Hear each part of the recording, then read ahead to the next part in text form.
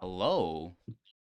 Welcome to Strinova Saturdays, the send-off tournament. This is going to be one of the last tournaments that we're going to have for now until we find new TOs. So if you're interested in TOing the next Strinova Saturdays, get into contact with us at Strinova Saturdays. I believe there's a link on the top right corner of your screen right now. Yes. And today we have two casters joining us. We have Bad and Kyrie, who's casted in previous Strinova Saturdays. So if you guys just want to introduce yourselves. Yeah, I mean, this is my first time in the booth, but I'm sure you all know me if you've watched a lot of Shinobi tournaments. I'm Spad. I've casted everything from the first Carry You Invitational all the way to now. I'm excited to be casting Shinobi Saturday for the first time, and especially a tournament with so many big name teams, right? A lot of teams coming back for one last time, one last hurrah, and it's gonna be exciting to see who comes out on top.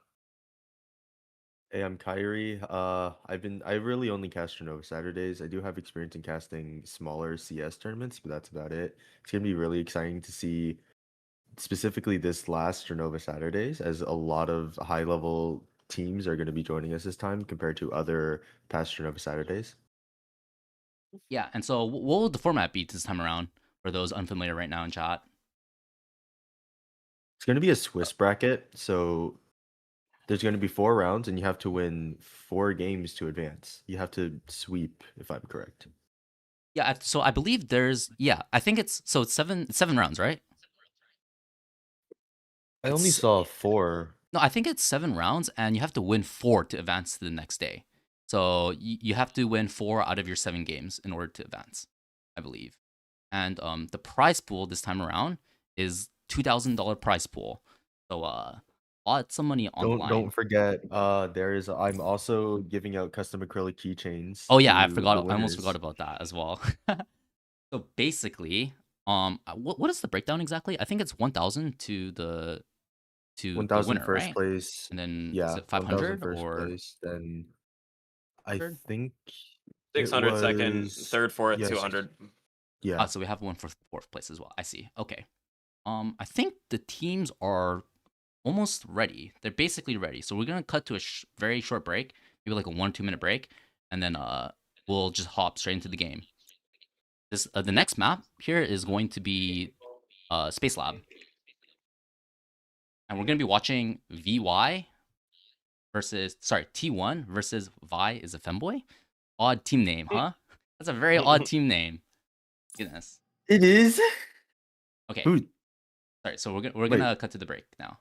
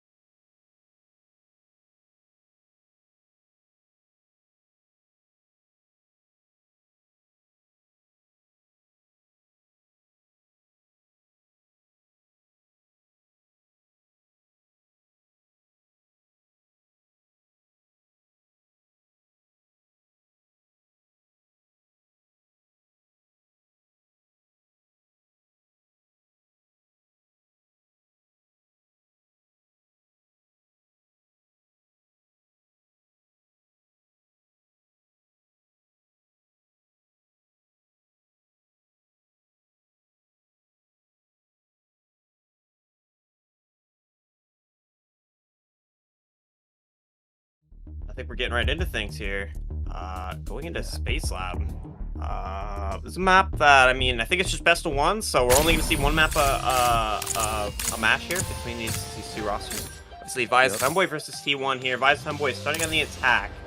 We're actually starting on the attack here. I mean, they locked in a pretty standard Oh comp, no, right? Double controller. Vi is the femboys on defense. Be sure. That's Oh, yeah, you're right, sorry. T1 is on the attack.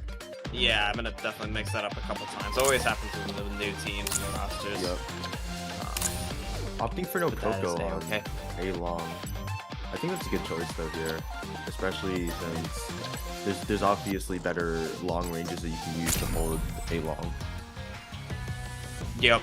Obviously against the Nobu's a good Meredith as option. well on this. Yeah, Nobu is Yeah. definitely very strong. Against the Meredith on this Yeah. map, it's hard to play Audrey or Sniper, in my opinion, on the defense. It is very, very difficult, especially once the Meredith gets A3. It makes it very difficult to hold that, and really your only option is to windstorm and back out. Yep, 100%. A-Main's going to be a hot point of contention in this matchup. And I mean, besides that, Let's the hope- comps are pretty standard, right? Yep. Let's hope that Ice is. The battle is Actually, I about like to start. having, especially when you have no Coco or Audrey, especially against Meredith. I Five, actually prefer to have Ice four, on A three, rather than on B. 2, in my opinion, at least. 1. Yeah, it's definitely a choice you can make. But they do decided to put that ice towards A. We see the A main push definitely coming in already. They're just expecting this sort of double hold. Leona block. Yeah. Oh, wait, holding there's a this gap. down. Okay, there's no gap anymore, but it's no A2 Leona yet, so they can just. Oh, Nobu's already down. Nobu's gonna be forced back up here. Leona, they wind off. They didn't wind off. They're just gonna. No.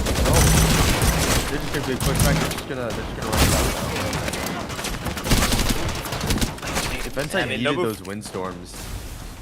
Without the windstorms, Yeah. they don't give their team enough time. I think they were relying on the Leona block that they would stall back it up, but with no A1, with no A2 on Leona, you're just not going to stall. Bomb attackers win. Yeah, I mean, that's the first round already. It happens in a blink of an eye, right? It's immediately T1 running them down on A main, completely disrespecting that util setup towards A main. I mean, the Leona block's not able to stall for long enough, especially without either Awakening online. Neither the explosions nor the chaining of blocks to have an additional HP towards the A main portion of the map. And I mean, even though the vent was blocked off, it didn't really seem to matter in that round. They kind of just ran him down, right? Especially Fragrance keeping all those players topped up as well for the pass. Yeah, especially on that speed boost. The battle is Yeah, about to 100%. Speed start. boost just is so good for running it down. 5, 4, 3. Yeah, they 2, definitely fully capitalized 1. off the tools they had in the belt there for T1, and I Yeah. mean, they're looking to do it again here, going into round 2. Yeah, let's hope that they're able, let's hope that defense is able to windstorm this. We have a windstorm in the hand. Is he gonna use it? He uses it. Yeah, a little late in the first round, but he actually gets it Little down this late. time. Wall goes to mid. I mean, immediately pivoting off the wind nade is definitely a good call. Streefer now in a little bit of trouble. He's Yup. got to back up. Ellie as well. Has to give the respect, but Ellie Reveal, he's is- running it down. He doesn't care. No Tapping's wind good. nades. No, no, wind nade gets not at all. intercepted. No intercept goes down initially. They're pushed into CT. He's alone in CT. He could just get completely pushed out here if they want to. Bomb planted. Flavia going in. Flavia's not gonna. Oh, ice comes out. Flavia gonna probably attempt to retake here. No, not able to anymore. Leona's already down. Ooh, Michelle getting absolutely beamed out, forcing him to back up. Strafer gets one. So the retake's heavily favoring T1, though. Once again, it looks like they're Yeah. just a cut above in the mechanics. Always hitting the shots there. 100%. All the four players, full HP pretty much towards the end of the round here. Very Especially high shields, with- obviously.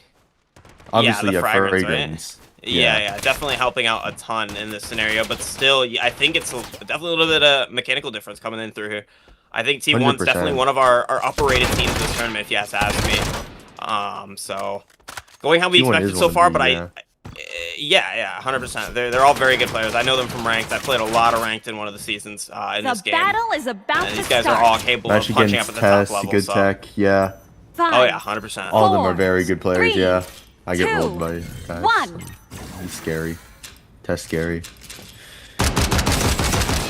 Same Ooh, Nobu setup A1 here. already down. Yeah. Wow. Nobu A1's already procced. Is this a bad win? No, this is a good win. I feel like their intercepts are not really doing much on the attacking side here for T1.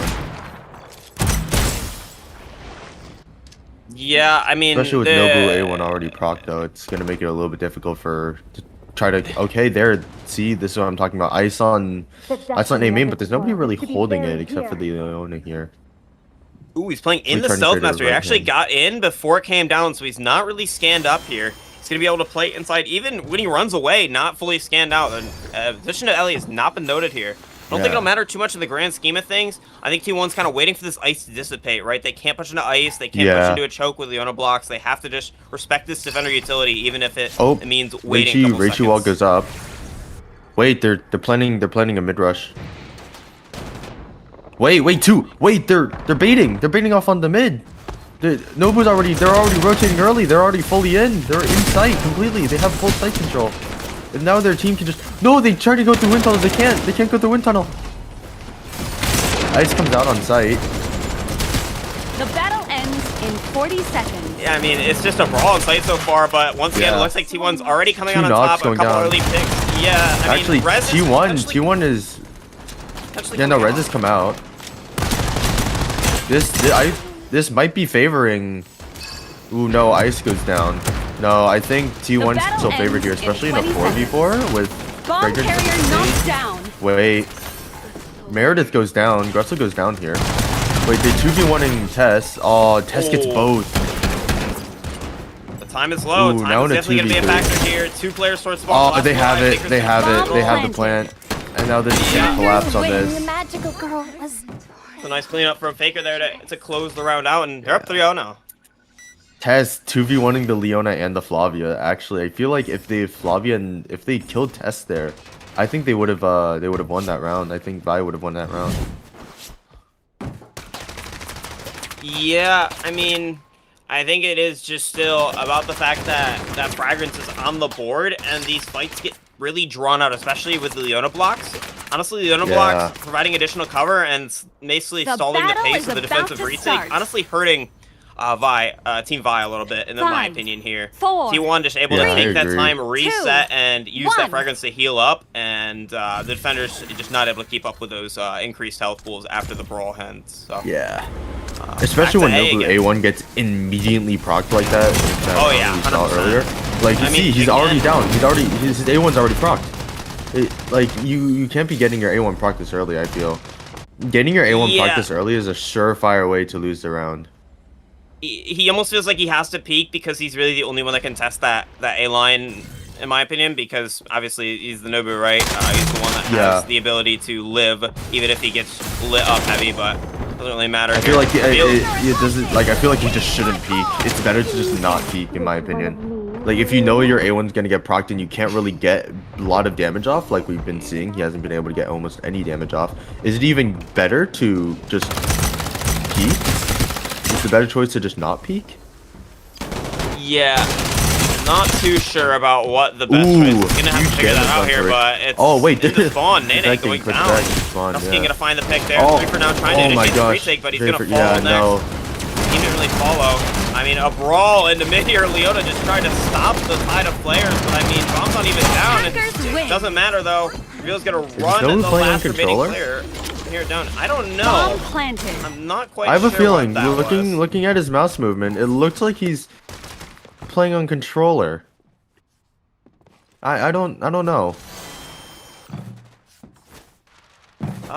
It looks like this Nobu's been playing on controller, which I've seen before. I think Tess has played controller in ranked before. I think we've seen him do that as a joke. But I haven't seen anyone battle is practically about use to it. start. It'd be very interesting if he was playing on controller. 5, 4, 3, 2, 1. Yeah. I mean, it's 4-0 for T1. I mean, talking about how the actual match is going, it's just been... I mean, they're playing the map how you're meant to play it, right? They take this pressure Yeah. A main immediately. Already Meredith... Oh wait, 1-3 Leona comes messed out. up their blocks. Leona messed up the blocks. No, They have a full... that's 1 too. So the HP is actually shared there. Or no, it's not. Wait. No, it's not A2. It's not A2. It's A3. Oh, he it's just A3. wasn't able to get it into A main there. Yeah. So... He left a gap. There was a gap, a full open gap. I see. A main here. Yeah, forced to put those blocks towards Oh, the left side, Raichu so goes down. instead, but- Great right hand peeks. Great right hand peeks from defense here. From Vi. Nobu's gonna try to wait. They're gonna try to use this bear to stall this res, aren't they?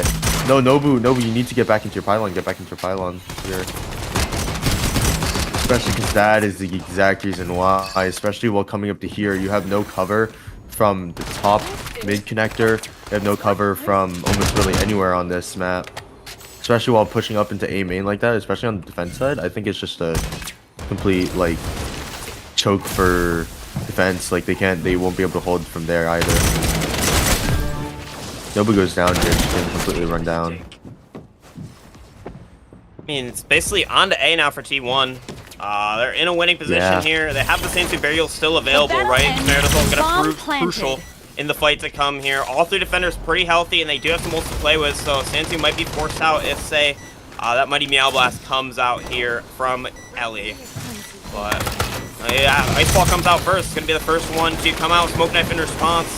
Very good response here. Streefer gets out, but it's this brawl and the spawn that's really the important one here. Now Streefer traded places with the attackers, but it's not going to be good enough here. 1v3, and he falls. And it's going to be another round for T1. Does Flavia have ult? Flavia does not have ult yet. It's going to make it very, very difficult. Yeah, Phantom Flutter was the only defensive ult not available there. And it's definitely one they probably wanted the most in a retake where they're down numbers. But unfortunately, just did not have it, right? I haven't seen Phantom Flutter come out yet. He probably used it in a situation where he doesn't matter. It seems like he's playing right now. If I had to diagnose it, he's playing very disconnected from the rest of his team, right? Even in that round, we saw how he went in before his team was ready. We saw a different round where they were retaking B, where once again he went in and his team was just not ready. And it almost looks like they're baiting him, but I feel like they're just not ready to help him. In my opinion. Yeah, I feel that I agree with that. Also, I do believe the strafers of the Flavia is also queuing, running in with the animation, which is another not good idea. You should never be running in with the animation, especially when you don't have A2 yet. Awakening 2 is crucial for running in like that. Wind comes off in mid. Yeah, one comes out in mid, and immediately it's going to be Killer down Sharp rotate on to A. mid here. Yeah. They're just going to run this remaining player down here. Vi falls on Leona. Nene gets caught out by the 1-3 wall, and now it's just Ellie all alone.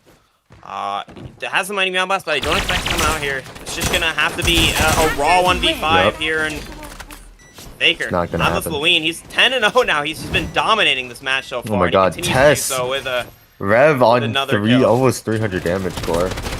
Tess have 22 assists, 8-0. Yeah, definitely capitalizing on that fragrance assist. I mean, anybody a heal, anybody a speed boost, anybody a fiery boost getting grabbed an assist when they grab a kill. So farming them for sure. And I mean, it just still looks like a bit of a mechanical diff. I don't see how Vi as a femboy is going to make their way back into this game if they keep playing like this. They're going to have to take it a step up if they want to win this match. I mean, then again, these for our first round best ones, they're all seeded, right? So we did kind of pit some higher seeded teams versus some lower seeded teams. I believe this is one of those matchups. So I mean, that's just the nature of the first matchups. The first round is always going to be probably, in my opinion, the sweep rounds where all the teams are just going to get swept. Yeah, definitely one of those rounds where a lot of the games are going to be pretty not very close scoring, if that makes sense. A lot of ults come out for the attackers here. Sansu Burial, Iron Wall as well. Nene trying to make a mess of things in the chaos, but not going to find any kills here. It's just Ellie and Streefer now into heaven. They're going to have to take the fight on a reveal, and they do find one. Takes down two. Next to fall. Yeah, I mean, it's all of a sudden it's kind of doable. Still 2v3 though. They have a lot more They need this to do. Flavia pass to proc here. They need that ult point. They need that ult point. It's very, very winnable if they get this ult point here. Forced to back off. No mind me. Find it, but I think it's a little too late. Oh, He does kill one. Wait a minute. Let's kill one. Wait, bomb has not been planted. If he can ult here, he has ult. He needs to ult here. No, he gets it just too late. Oh, he needs to ult a little bit earlier, and that was 100% doable in my opinion. Final round of the first half. Very, very it still would doable. have been very, very tough round to win, especially against players who know how to play against the Flavia ult, right? Yeah. In that situation, he's 1 HP. They just need to walk out of the ult. They can almost just not even shoot him until they walk out the ult and then just tickle him from outside and immediately kill him. So I think that he's probably going to hold this, wait for an opportunity when he can use it and actually have his team help, especially Flavia ult nerf. It's not the ult that it was at the launch of the game, The right? battle is about to You start. can't just come alive 4 times as you used to be able to. So I think that even if they send him back one time, if they send him back one time, it would have been done. So I think saving it there, probably the best option. They're going to have the opportunity to at least get one in this half. They're going to be needing that if they want to see a chance of winning this match. Yeah. Noble, they also have Noble. They could proc Noble out early to force a rotate, in my opinion. Doing the Leon attack by placing blocks on the blocks. One goes down, Nene goes down very early. No Yvette Ice. Ice is having no ice is gonna be very disadvantageous. They're just gonna put to CT to B, aren't they? They're gonna catch us, Michelle here. Manuel goes out, but it's yeah, no, Eli's gonna get Eli's caught. Strafer might try to pop ult here on the mine mail, I have a feeling. Wait, he doesn't see him. Lava ult goes out. This is one of those situations where you have 4 people on you, and there's really only so much you can do. He does get taken out from outside the ult. Like I said, all these players very capable of playing against the Flavi ult, knowing the exact protocol to enact here, and they clean things up. Very nice. 8-0 half for T1. I mean, now they're just gonna get on the attack, and I mean, it's just about closing it out. They could even troll a couple rounds and still be just fine, but you want to keep your round differential up here. Gressel on T1 opting for a Coco and Audrey from what it looks like. Yep, so they are going to be playing those characters that are no, able to hold down A main. Chill. The Audrey does swap off, but they still have the Nobu Sniper. I mean, you only need so many DMRs in a situation like this. On the other side of things, it's that double sustain with Mara. This is a weird comp. They don't have any controllers to force these players off A main, but at the same time, I feel like this comp still could be very strong. I have a feeling they're just gonna full Final send round. Yeah, 100%. It's a full run it send down A main. comp. They're going to be able to keep that Ming and that Mara very, very topped off in terms of the HP and armor with both those sustained characters. I'm liking what I'm seeing. This could be what they need, especially if they get momentum in the first couple rounds here. They start being able to chain those ultimates, right? You start being able to get that Mara ult. Mara gets some stacks as well. I mean, and it is Vi who has been farming so far, or at least as farming as you can get when you're down 8-0, right? Yeah. That missed. Being at the top of the scoreboard by a considerable margin for Vi as a femboy here, so it's going to be starting towards A. They're going to have a lot to deal with here. Sniper and Nobu, but they actually decide to go towards B. I mean, Faker, he's going to note these positions. Now in a little bit of trouble here, scanned up, shot up, but... I think I'm going to try to go through an A here. They're a little bit split. They're kind of confused. Mara is being left behind. Getting sniped out. One's already down. Ming's going to try to go for the res. Well, another pick. Fragrance goes down. Both their sustains are knocked right now. Ming gets caught here. You want to be in. Mara just up to Mara. Mara's not able to find the 1v5. Defeat at last. I mean, that's game 1. I think they were a little bit disorganized, in my opinion. 100%. Especially on that last definitely round. Disorganized, getting caught in weird places. Unfortunately, Vice Femboy going to be going down 9-0 in our first matchup. This was one of our higher seeded teams in T1, so I mean, it's not a surprise at the end of the day. But that is the result of the first matchup. So a quick one, a clean one, and I mean for T1, a sigh of relief that this team that's been cobbled together for this tournament is as good as it looks on paper, right? They are very strong, and they are going to be a contender for those top 4 positions that are going to be taking on the winnings in this tournament. So definitely a team to watch out for in the future. Definitely. I think that's pretty much all we have for the first match. We're probably going to take a break while we wait for the other matches to finish so we can get a bracket for the second round. And when we come back, we will have that second round of action for you. You should keep in mind, guys, we got 7 rounds of action. You do not want to miss them. Stay tuned, guys.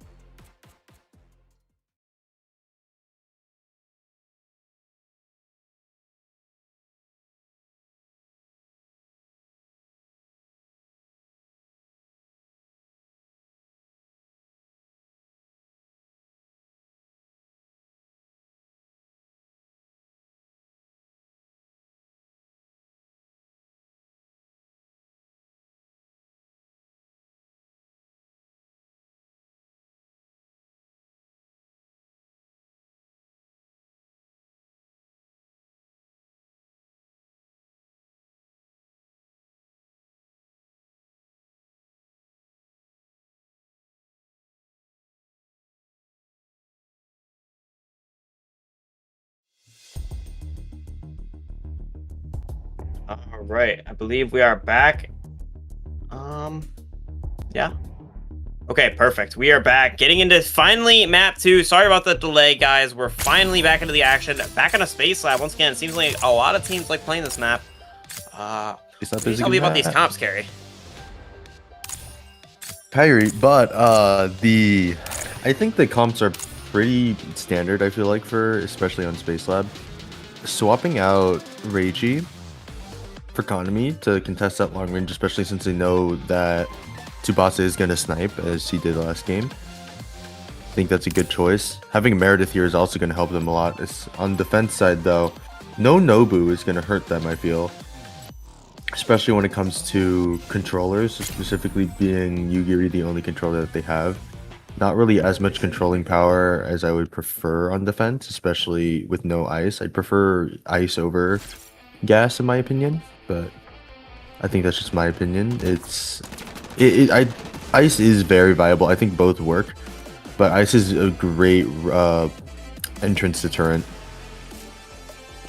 Yep.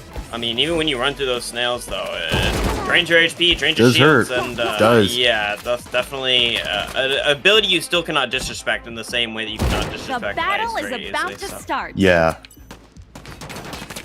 Regardless, we're going to be getting into round 1 here. It is going to be NHC versus Lucky 1. Star, 2 of our top 8 teams here facing off in round 2 of our Swiss stage. It's going to be NHC on the attack as they immediately run it down towards A main here. Double snail up. I mean, it's going to be Fish. That is the Yugiri there for the side of Lucky Star. He is immediately putting those snails up, draining the HP of these players, draining the shield. Plushie the Ooh, first to Mingdo's fall, down Megatron. already. Yeah, Megatron immediately going down. Tsubasa now trying to hold the line. He's got a lot to do. Drone goes down, but Tsubasa just keeps farming them. The flank immediately comes in for Plushie as well, and it's just complete cleanup here for Lucky Star. All of a sudden, you blink and you'll miss it. That's the first round for Lucky Star. It's a very clean retake from them. Plushie is Flavia? Yep. Oh. So that, yeah, it's Plushie. We're going to be referencing names a lot, especially for the side of Lucky Star on the defense here. And you just kind of have to go with it because a lot of the names are not the players' actual tags like Plushie or in Chinese, right? Because there's a lot of, this is the Chinese team, right? This is the Chinese representation in this tournament. So. Yep. 5, 4. But three, yeah, we're going to be getting into round 2 here. And I mean, 1. just clean start from Lucky Star. I mean, like I said, you blink and you miss it. It's very, very fast from them. They like to bring a lot of pace to this one, it seems like. Double snail once again here for Fish, and he's just stalling this push out amen. Ooh, Flavia forced it back up here. Misses a shot. Yeah. I mean, Aristane, he's good at the snipes, but when they're both on such high ping, right, both teams are going to be on 150 plus ping here. It's a tough situation. Well, except Plushie. Except for the guy he's playing on home server, right? But it's through A here for NHC. A couple players getting caught out by the wind nade in A main. Megatron finds one under Tsubasa. The entry is through onto A site here. Aristane now getting the scan into spawn. A couple players exploring the map a little bit here for NHC. And Bombulant should be getting put down, but look at this. Immediately from Muyo Lee on the Chio. Wait, nobody's watching main. Nobody is watching the main here. You're right about that. Finding a little bit of finally some turns shots around here. towards main. Wait, Yugiri takes out Lewin from main. I don't think the Konami saw her initially enter main there. Bomb dropped in zone. This allows defense to completely collapse. Defenders win. Yeah, I mean, flurry of trades come through, and Plushie, the one to clean up all the pieces on the map here, and finds 3 for himself, and that's going to be a second round here for Lucky Star. Yeah. Plushie absolutely farming so far. Already 6 out of 7 towards that ult. Well, playing on home server does give a huge advantage. Especially on, I feel like that, Yugiri being able, I feel like the Konami should have been watching main a little bit closer. Especially they saw the snails gas come out, right? Coming forwards to it. 4. Yugiri was able to go 3, through basically 2, undetected, I feel like, and 1. be able to get a free Lewin pick. Yeah, definitely using the snails very well already. Sienna team is often very on top of the strategy. They've had their hands on this game for much longer.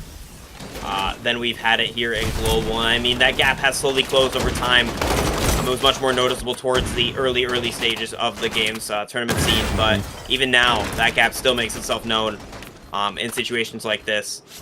Windstorm comes out. Yeah, from NHC, they're being forced to stall out a little bit. They're not really able to find just that same run-it-down style. Eventually, the Wind Nade will run out, though. 2 interceptors down and immediately in towards A main. They're going to have to deal with Tsubasa here, though. He's always a safe pair of hands to find a shot, and find a shot he does. Queen Scan comes out. Megatron finds a kill for his troubles. Fish will go down, and immediately Tsubasa to just keep hitting shots. This guy does not miss. And Megatron goes down. Yeah, both of them Tsubasa is just, even on his ping, he's just rolling. He's on a roll. That's 2. Now it's 1v1, though. Rising up in heaven. Yeah. Wait, he's just gonna get on taps. He's just gonna tap. He could just sit there and tap. He's gotta stop this. He's gotta stop this. I mean, he does stop it. No, it's in 2v2. Yeah. I mean, it's anybody's game still. It's just about which sniper can hit a shot first at the end of the day here. Aristane and Guido. Enemy did hit 1 shot on Moon God here. Yeah. Oh, Moon God coming up on. Ooh, wait. Oh, Tsubasa. That was just a sniper 1v1 here. Ooh, but don't forget bomb time. Now 25 seconds of the clock. Still plenty of time to play with here for Aristane. He's gonna try to get the res, but you cannot Trying to prevent the res. Yeah. Tsubasa can just stall here if he wins this. Oh, the sight comes out. Oh! Gets the slash, and another round for Lucky Star. A crucial one, in my opinion, for NHC, but they do not find the kill with that. And yeah, Tsubasa, Grim Reaper Tsubasa, indeed. He's been absolutely farming. 4-1 so far on the map, and I mean, he brings Lucky Star to their 3rd round win. Tsubasa able to play on this hyping very. I think he's been playing NA a lot. We've seen him a lot on the top leaderboard, if I'm correct, right? He's been consistently like top 50, top 100, right? The battle is about to start. Yeah, no. He's definitely very capable of just immediately hopping on his NA account, which is this Twitch account, and just completely farming the lobbies there. So yeah, he knows how to play high ping very, very well. So when it comes, he has an advantage. I feel like over, even though they're all technically on high ping, I feel like he has a very, very strong advantage here. Yep, 100%. With more experience, yeah. Oh yeah, and he's putting this experience to use for sure here. Flushy now trying to capitalize on this pick as well. Finds a pick on to the player here. Paralee going down, Megatron going down, Guido going down, and I mean, it's just a slaughterhouse here for Lucky Star. Yeah. They are the butchers, and they're looking to cut their meat up here. NHC one thing I have noticed again. Yeah, go ahead. Is that it's really, really difficult to play SMG and rifle on really, really high ping. Like, your shots, you'll notice a very, very strong delay on your damage and your shots, so you're not able to swing as you normally do. You have to swing with, like, a conscious in mind that, hey, I am probably going to trade this fight. It's really difficult to get used to that, and I think having Tsubasa with this experience and knowing this, like, I'm probably going to trade, and plus having 30 ping, it gives them a really, really strong advantage. 3, 2, 1. Yeah, 100%. I think Plushy is definitely farming for that reason. Definitely part of the puzzle there, but at the same time, he is just very, very good at that Flavia roll. And Tsubasa immediately dipping Aristane, right? That sniper duel is just about who can hit the first shot. Tsubasa always on top of that here. Misa, though, Shield comes on out. The Moon God there. Yeah, Sky Chatter will come out, try to get the confirm there on the attacking player. Don't forget, Coco here. Yeah, we do have the Resurrection online. Yeah, like you said, for Lucky Star here. They are going to be using it, bringing things back to a 4v4. Sandsum online here for NHC. They're going to try to get the bomb to potentially play the post plant with that ultimate. Immediately getting the plant. It's going to be a tough retake for Lucky Star. Potentially, this is where we see Fish NHC taking a lot of damage. Yeah, Fish definitely going to be in a rough position in this retake. He was going to try to enter double from mid. There's the Sandsum, but these players are dropping like flies Fish here. Down. It's going to be a lot for Paralee and Misa to do. Oh, no. Flushy goes down. Now it's just Tsubasa. Now it's all up to Tsubasa. They're going to try to get this res off. Now it's going to become a 3v1 here. Tsubasa might have a chance if he could just hit something. Hit all the shots. Oh, he hits one! Oh, oh, wow.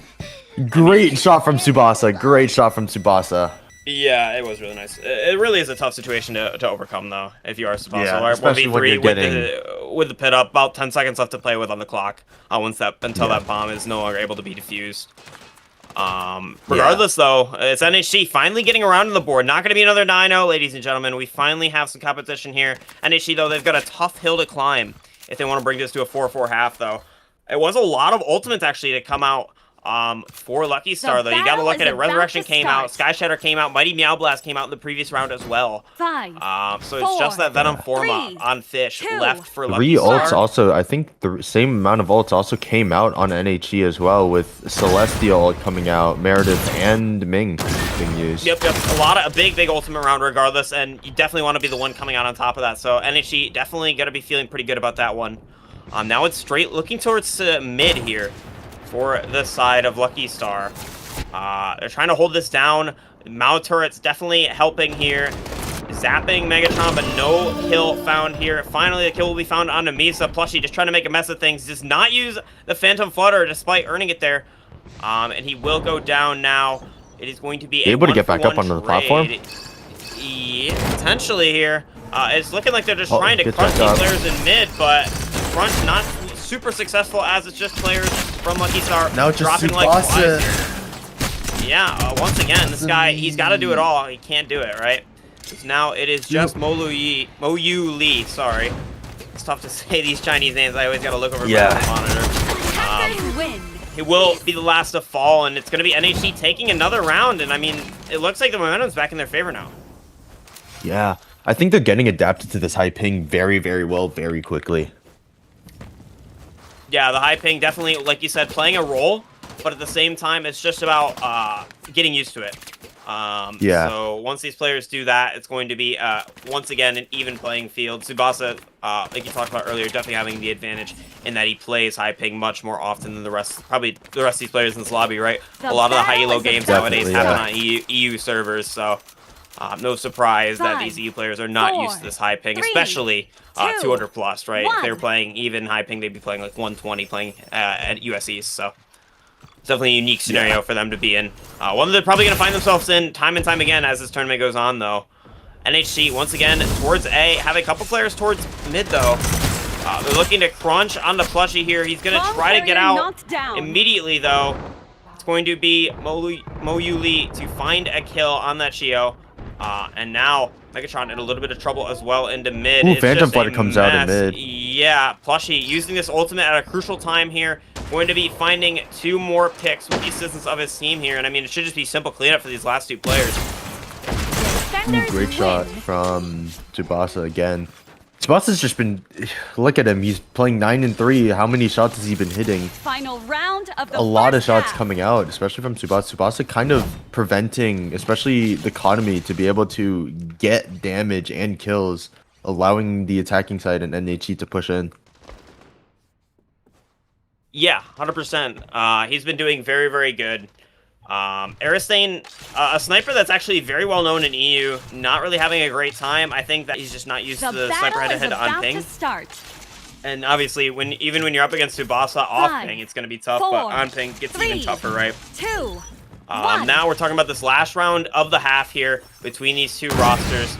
NHC did manage to get 2 rounds, but now they're going to struggle to find their third here as a lot of defensive ultimates going to be online. Everything besides the Phantom Flutter here for Lucky Star. Santoon Burial is online, though. No EMP on the defensive side to counter. Sky Shadow going to be the first ultimate used, though, this round.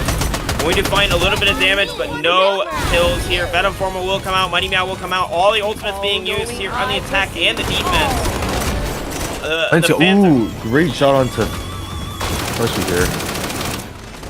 Yep, Plushie going to be taken down to 1 HP here. Megatron trying to force his way back into the Sand Tomb here.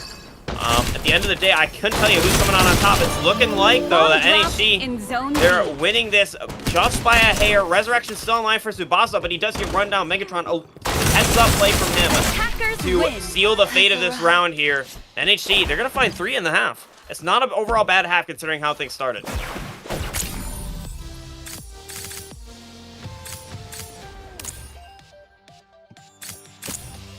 Now at the side swap, we're locking in these comps here, and I mean, I think I don't really know what these players in Lucky Star play, but from the players I do know, which is obviously Tsubasa and Plushie, not a surprise, right? Plushie loving that Mara, locking in on almost every map that I've seen him play in a tournament setting.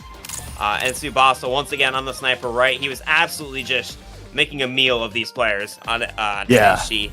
And now he's going to be doing it again. On the side of NHC, it's Paralee, who I know mainly as a Ming Flavia Cat player. Now on the Yugiri, he's been forced off his main role by Megatron, who is a phenomenal duelist player in the European region.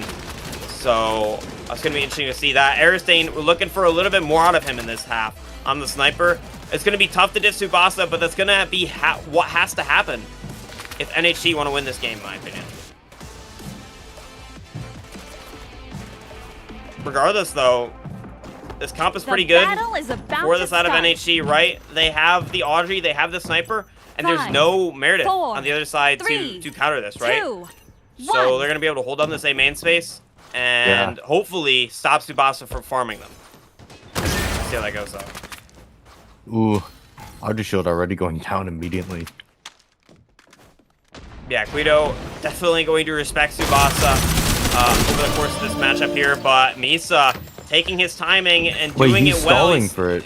Yeah, he took down Fish, but the rest of the players are already on to B, and I mean, this is a weird split, but Tsubasa loses the duel. Wow, that's uncharacteristic.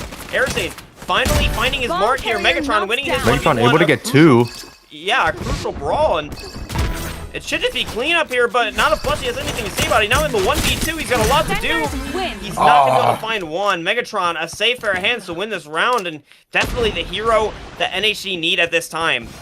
Bringing themselves to 4. They're closing this gap slowly but surely. And now it's going to be, once again, this mid hold for NHC. I mean, they held it down pretty well last round. It was Misa taking its timing down through B mid that actually allowed this round to be opened up here.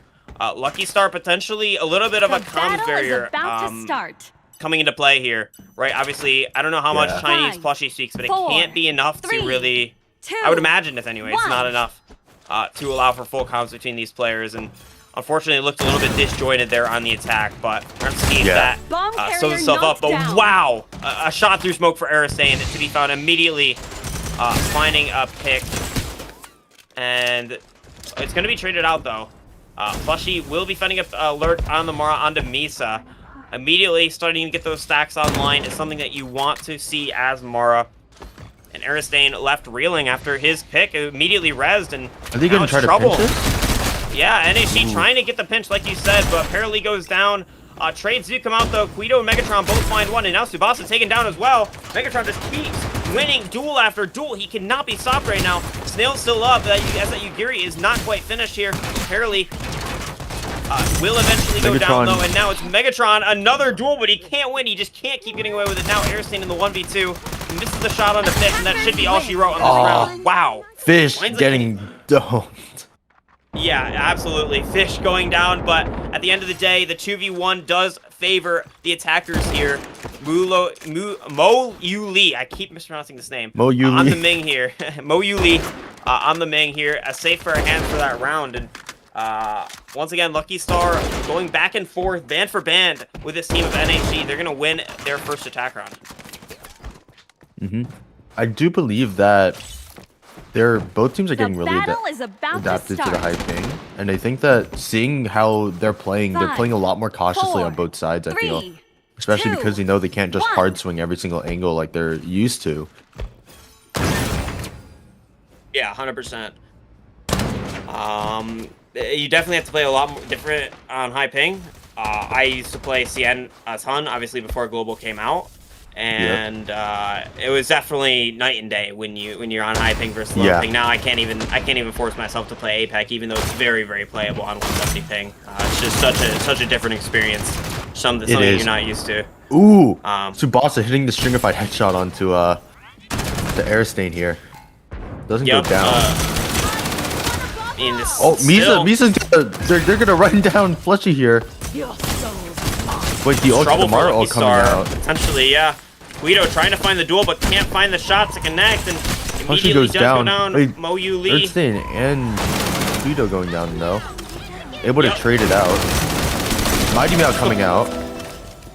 It's the brawl into A main now that's going to decide this round here. Still 3v3 Gonna be a though. 3v3. Health definitely favoring the attackers. NHC in the driver's seat here now. It's going to be Misa trying to pop the Q, trying to find a finish on the one of these players here. Trade comes out. Yeah. Moon God does go down, but oh my Tsubasa gets god. another 2v1. Megatron. He's done so much in this Megatron, half is he already, gonna- but this it's just not would enough. be a new high, yeah. It's immediately, he is going to go down, and it's going to be Lucky Star taking their 7th. Especially on Space Lab, I feel like I do feel like it heavily favors the attacking side, in my opinion. But again, it varies, like how much util are the defense bringing, what comp they're running. I feel like on this right now, it's very, very attack sided. Especially with Tsubasa being able to get these picks. I think that like with how aggressive he's able to play on, even though he's on this high ping, attack has a very high advantage right now. Yup, obviously Tiger's advantage definitely coming into play, especially in the sniper duel here, right? I think that the attacking sniper should have the advantage. I wasn't worthy of the story we saw when it was Tsubasa on the Kakona. He was completely just dominating Aristane. I mean, that still continues here in this match. Flushy will find the kill on Aristane. Tsubasa gets Megatron. Wow, what a shot. Wow. And immediately it's once again tragedy here for NHE. Mo Yu Ling? Yeah, Mo Yu Lee. He's definitely been Final really round. good in this game so far and still having impact into these later rounds of the game as he brings his team to that 8-4 lead, to that match point here for our game 2. Especially having 4 ults on NHC here, they're gonna have to be using this Audrey ult to be able to sort of cut off their connectors or prevent plant.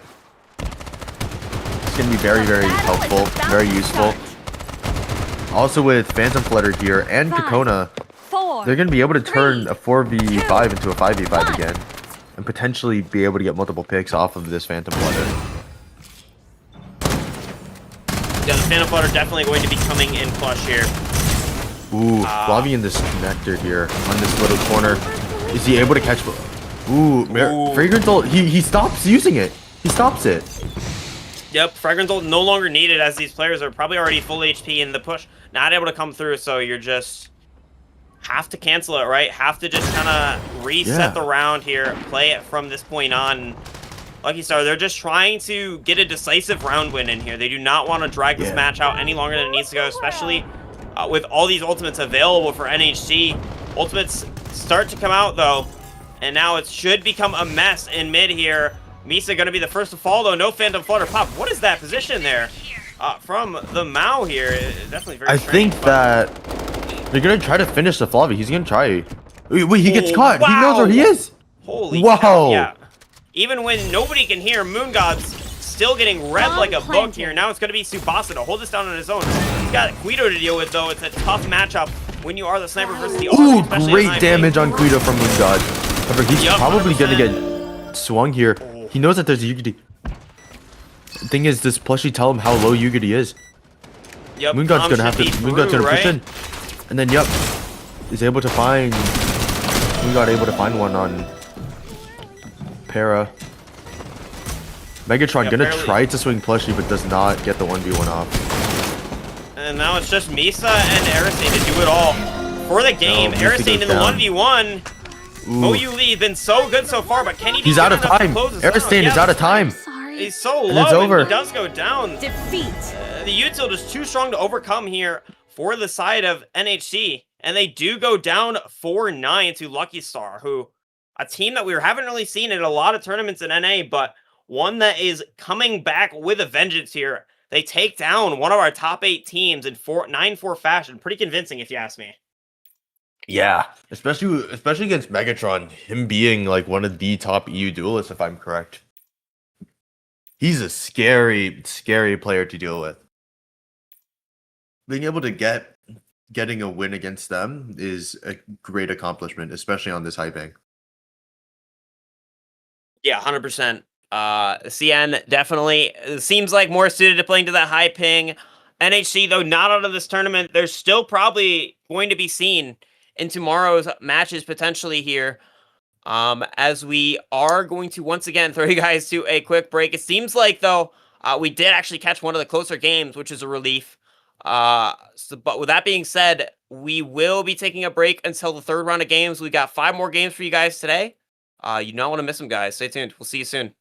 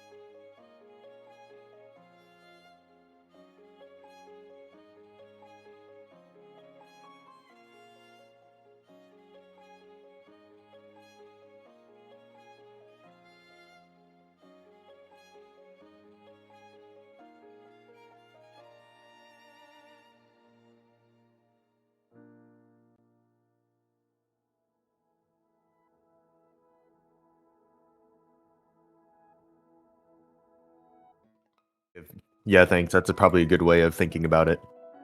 Yeah, you definitely want to look out for like important.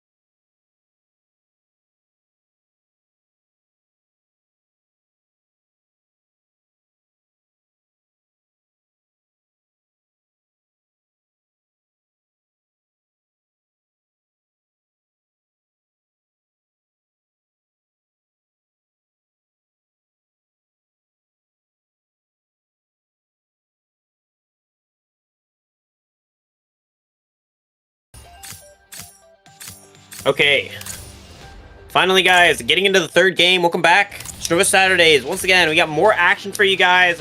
Grusslers versus Baboon Platoon. This is a match that could very well be two of our top 3 teams fighting head-to-head in our group stage, in our Swiss stage.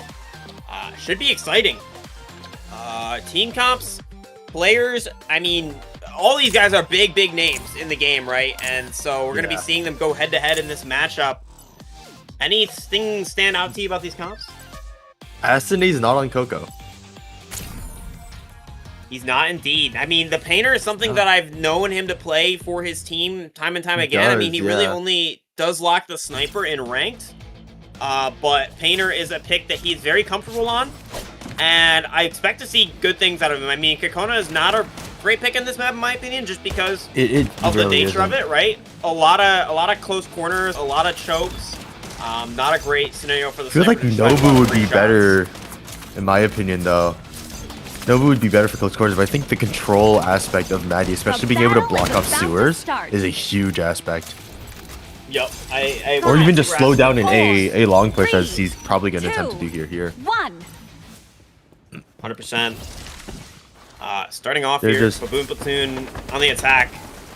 Xinghui fan looking to get some shots onto these players out front B, but not able to find much. Baboon Platoon having it to respect these players in this position. Now Russell King on the cat, trying to fight these players into sewer, but potentially a fly-up play here for Baboon Platoon. They're starting off with a classic Cottage Street strat. Russell King will be the first to fall, though. Baboon Platoon coming out on top of this duel. Ty finding one to trade out, but he will go down as well. And now numbers heavily favoring Baboon Platoon. They're even going to find the res onto the player that Ty was able to knock, and it should be a pretty clean 5v3 here for Baboon Platoon to clean up. Not how we expected this match to start now. It's going to be pivoting to C to potentially end this round here. Gengu, so weak. Asane, the next to fall with a grenade. And it's simple cleanup work for the rest of these players here. Shiro will fall to Gengu, but Big G himself, there's only so much he can do in a 1v5. Got one. How many more can he get? He's going to find Cozy, but shot in the back. And that will be Baboon Platoon taking the first round. Yeah, just kind of just push through, getting the 2 early picks, being able to get the res, being able to get that 5v3 right off the bat, allowed them to just sort of push through with that momentum, allowing them to secure the round there. Yeah, I agree with you 100% there. The 5v3, definitely a crucial point to be able to capitalize on there. I love the fight from the players on Baboon Platoon there. Knowing that they have to turn around to fight the flank, right? As soon as you kill that flank from sewers, the round will be in your favor. They're able to take out Ty and Grussel King and secure that advantage. Getting into round 2 now, it's once again starting towards B, but gotta note that Ty is not on top of the arch like he was before. He's actually on the right side there. Cozy fully taking advantage of that fact. Able to find shots onto both the players holding B. Gengu and Ty taking down quite a bit here to start this round off. No sustain on the defense either to bring these players back to full HP very quickly. So the slow regen going to have to be the method of choice here for the Grusslers. As it's quieter on the map. Baboon Platoon maybe just waiting for some of this rechargeable utility to come back online before they hit. Finally, the signal has been given. Some util will come out, scan, smoke knife. Grussel King still holding down this Sea Heaven portion of the map, though. We find shots onto Mallory. Looking for shots onto Cozy as well, but not going to find much. And it's still a slow crawl from Baboon Platoon here. They really don't know where they want to end up in this round, it feels like. Yeah. Oh, huge shots onto Mallory from Gengu. Yep. And the wall will get down. Now, Tai, he's going to have a ton to do. Bear does come out, finally forced out for the Grustlers here. Gengu finds one with the nade, and it's going to be Tai to Tai's keep able to deal holding them. decent amount of damage. Yeah, he's farming these guys. He's going to have The to keep battle holding down the ends line. in 40 seconds. Baboon Platoon falling like flies Long left and right carrier now. knocked down. Zophai the next to fall, and it's Defenders going to be win. Gengu to clean things up here. Grustlers, they equalized things a 1 apiece, and that round looked a lot more convincing from them. They played a lot more reserved, basically. They played a lot safer, in my opinion, and they were able to just basically not give Baboon Platoon any openings to win that round. Yeah. I just love how they played it a lot more than that first round. Definitely. I love how Gengu was able to get The those shots onto battle is Mallory about and to allowing start. Tai to be able to clean that up, especially with that ice on 5, Tai, allowing him to be 4, able to duel that 3, 2v1 very, very 2, effectively and be able to get 1. out with this Flavia Q as well. Yeah, like you said in the last match, the ice, a crucial portion of the puzzle here for the Grustlers. Sangura actually on the Yvette, a character that we don't see him play very often, but one that he's vouched to learn for this tournament. 4 hits raw on the Grustlers, the first time appearance for him. Now into this round, it's Gengu fan. Cozy goes Tai down. Yeah, he's trying to take the fight onto these players, and he does assist in the brawl. Cozy, like you said, the first to fall, and now it's a retreat called for Baboon Platoon here. They have to respect his utility. This early fight that has come through from the Grustlers, but a reheat onto A is not something that the Grustlers predicted. Look at the rotates already. We're already running away. Oh, Now huge they're arrow, forced back. hundreds of Yeah. damage from The Gengu. Chio from Gengu is just absolutely insane. Now They it's hear Gengu Mallory in fans. heaven, right? They hear Mallory in heaven, surely. You know He's he's gonna up here. have to find a good timing here. Does take a Ooh. brawl, but he's fighting so many people. He's gonna go Able down. to get swung and go down, yeah. Same thing with Shiro. Shiro is able to... No, he's not able to find enough damage. Defenders win. And then the Grustlers just collapse onto the Baboon Platoon. Yeah, claps came in quick and hard here for the Grustlers. Yeah. The re-hit was a good idea in my opinion. I mean, they even had the Grustlers, they caught them out, right? You saw Yeah. all the Grustlers rotate towards C. 4 people off that bomb slate. It was just Tai on the Flavia left over to try to hold down and get info on A. But still in the 5v4 Baboon Platoon, eventually we're not really winning that duel, The right? battle is Mallory about had an to opportunity to start. do Yeah. a lot of damage in heaven, but wasn't able to find any kills, and that 5, basically seals 4, the fate of the round as 3, he goes down 2, there. And Grustlers, Yeah, they that's for find their sure. second. Opting for a C long here. No Yeah, it's Asune on C to stop the sewer push. No wins, no nothing from what I'm saying.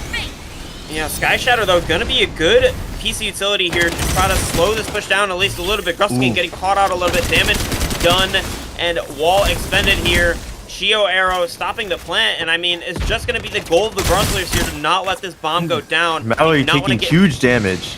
They do not want to get into a Trying to post push plant. Yeah, into I B. agree. Yeah, Mallory is weak and will get taken out from Asune. The crossfire too good from the Grustlers here, and now firm control of the bomb slate once again in the hands of the Grustlers. As it's going to be just this long-range poke battle between members of each team here. Cozy trying to find Do they shots. know that Reichi's in sewers? I don't know if they do. This wall going to be a crucial piece of the puzzle here, but Cozy does go down. Gengu winning that duel, so good for it every time now. It's Ice tied. coming in as well. Yeah, This is he's gonna allow them close. to... Oh! Ooh, Shiro able to deal, able to get tied down. However, it's not gonna be enough to be able to allow for a push or a round win. Defenders win. Reichi goes down. Unfortunate round for Baboon Platoon here. Mallory getting picked really early in green room was not what they were expecting. Especially if Mallory was able to push up, get a pick, be able to take sight. I think then it would have been in the hands of Baboon Platoon, but the Sky Shatter made them separate really, really hard and allowed the Grustlers to be able to capitalize on that separation really, really well. 100%, I agree with you. The battle is about And to start. it's looking like now, once again, it's the 5, Grustlers still in the driver's 4, seat, right? Up 3, 3 rounds now at the 2, half. 1. The half of the half, right? 4 rounds in. And it's the same start from Baboon Platoon that they've shown almost every round. They're really only successful in the first round when, honestly, in my opinion, the Grustlers made a bit of a mistake. This time, though, B-Space is going to be taken immediately. Xinghui going to be the first to fall. An unusual pick here coming through, but the Phantom Flutter should get used here. Yep. Immediately, Ty taking his opportunity. Is he able to get one? Is Ty able to get? Ty gets one. Yep. He gets one onto Zophai. Yep, Zophai going to be the first to fall, like you said. Mighty Meow Blast comes out, but Smoke Knife, excellent to immediately dispatch that ultimate now. Resurrection should be coming online for both teams, but it will be favoring Baboon Platoon at the end of the day. Bombardment not good enough to secure more than 1 kill of advantage. Neither is the Stealth. That was already on speed. Yeah, a lot of ultimates expended. Position's good for Baboon Platoon. It's looking like potentially they could secure their second round win on the attack here. Wall comes down just to allow these players to rotate. Yeah, bomb's coming down, and it's going to be a post plant here for the Grustlers to retake. They have a couple good ultimates, namely that paint bubble, going to be very, very useful to see retake, but I don't even know if they're going to expend it considering the situation. They're going to have to try to find a pick before they use that if they want to see this round come their way. I think that opportunity is going to come in a second here with Ty being able to pick up Shiro with the A2 coming out. Is he able to get Mallory? No, he's not able to. I think it's now in a 1v2. Grussel now in a 1v2. Tried to finish Assassinating for some reason. Yeah, maybe just a little bit of sensory overload there for Grussel King in the 1vx scenario. Unfortunately, does go down for the Grustlers, and it looks like that Baboon Platoon, they're able to capitalize on that early numbers advantage, right? They won the duel. Once again, this is how we saw their first round win go as well, is that they won a big sort of duel. And they were able to reset and gain the numbers advantage, and from that point on, the Grustlers, they just leave holes in their defensive setup, and Baboon Platoon, they capitalize on that, getting that bomb down nice and early. Mallory scaled deep into heaven there, as we saw. Yeah. Able to find shots early on when the Grustlers were not quite expecting it, and from that point on, it's just a clean round win from them. We're going to see if they can continue that momentum here into round number 6, though. A lot of ultimates still on the board, right? Both controller ultimates for Baboon Platoon. Both that Sand Tomb Burial and that Iron Wall. Both available. Still controller ultimates, though, for the Grustlers. A lot of counters in the pocket to be used. Now they're going to be taking a little bit of damage here. Yeah. Not really able to find much. Quiet across the field here as neither team wants to make a mistake. Ty's gonna lurk on this edge of the smoke here. Here's the rotate. Are they gonna try for... No, they're not. They're gonna try to bait the warehouse. Now they're just gonna run through sewers. Okay, yeah. Yeah, the bait was actually pretty excellent here from Zophai. However, using the lots of damage being done to... Oh! Shiro going down to Ty. Ty's gonna go down here, though. Xinghui also goes down. That's going to be a huge... Oh, wait, no. He might be. He's going to be able to get the res off, definitely. Bomb planted. Yep, 100%. Now in a 4v4 again. I do believe that because of their position right now, they will be able... They have to wait out this Meredith ult. Especially with no Maddie bubble. Yep, already Meredith ult's out. Is Xinghui able to get one? No, he's not able to. A lot of these players, though, they're stuck in green. It's going to be a tough Mallory able to get one! Able to get two. To do it all. He's 1v3. However, it's planted for sewers. They know it's planted for sewers. Xinghui having to push up here. He needs to win this 1v1. He does. Another round for the Grustlers, putting them in a 4-2 lead. Defenders win. Wow. I mean, great retake. Seemingly, yeah, an impossible retake converted. I mean, once it gets down to the 1v3, FS definitely at the disadvantage on the Reichi in a 1v3, a tough scenario to overcome. But Grustlers just proving that they very well may still be the best team in the game, right? They reign champion, reign uncontested for so long in this game, and now coming back for one last draw, one last tourney to prove that they are still the best, and they're doing it here versus Baboon Platoon, winning what seemed like a very, very tough retake in the 4v4 versus that Sand Tomb Burial, which is an ultimate that is very, very hard to contest. So very nicely done for the Grustlers. Yeah, especially with the new nerfs. If you remember, Meredith ult got nerfed. The Sand Tomb got nerfed. The duration being lowered by like 10 seconds, if I'm correct. Yep, 100%. Making it a lot easier for the defense side to retake. That's definitely a portion. Yep, Sky Ooh, Shatter huge comes out damage. onto A short. Not really finding a kill though. That's an ultimate, especially in that position that you'd expect to find a kill. But wow, FS taking out so FS. weak. Yeah. We're at a big disadvantage here, especially with the being the Ragey, able not maybe. Ooh, FS taking more damage here. Able to find some damage onto Grussel King though. He's gonna get run down here. Grussel King's gonna get run down. The other team, Tai is not gonna be able to rotate fast enough, I feel like. No, he jukes them. He jukes them. He's able to get out into CT. However, as they push in, if you notice here, Zoify is still weak from that last engagement. Ironwall is able to come out. However, Mighty Meow comes out. He's kind of denying that plant, dealing damage to Cozy. Forcing a rotate onto Warehouse here. Maybe able to get Sangura. Sangura goes down, yeah. Able to get a full pick on Sangura. Catching him completely off guard. In 40 seconds. I mean, it's straight through to A for Baboon in the 5v4 once again. They've secured this numbers advantage, but Shiro going to fall, not quite able to get away scot-free here. Now it's Mallory to do a lot, but no, Mallory gets out. Down. Cozy gets one. It's still No, finding but his Cozy mark, doesn't though, see here. Tai. That was just all up to Mallory. Defenders win. And goes down to Asane. Wow. It's a complete collapse there for the Grustlers. Yeah. They're- If only Cozy Final knew round that of the Tai was there. first He was half. looking pretty much right at him. Yeah, he ran out and didn't notice Tai there. Oh, no. Yeah, it's very, very close for Baboon, but ultimately it is the Grustlers once again to come on top. I think just the damage that they were doing, the Grustlers, finally caught up to Baboon Platoon there once they got into the A site, and it was just all players, low HP, low The shields, battle is and about to simple start. cleanup work. Asane literally jumped into the fray and got two immediately, and 5, like you said, Tai 4, able to just completely 3, beam two players out as 2, well there. 1. So now it's the Grustlers in a position to close this half out 6-2. They'd be very happy with that, considering the map, considering the situation. This is Cosmite, or not Cosmite, sorry, Coffee Street. A very, very attacker-sided map, being 3 sites. So 6 is great on defense for the Grustlers here. Even a 5-3 is absolutely still great for defense here. Yep, so Grustlers going to be happy no matter what, but it's Baboon Platoon left reeling. They want to see this round win.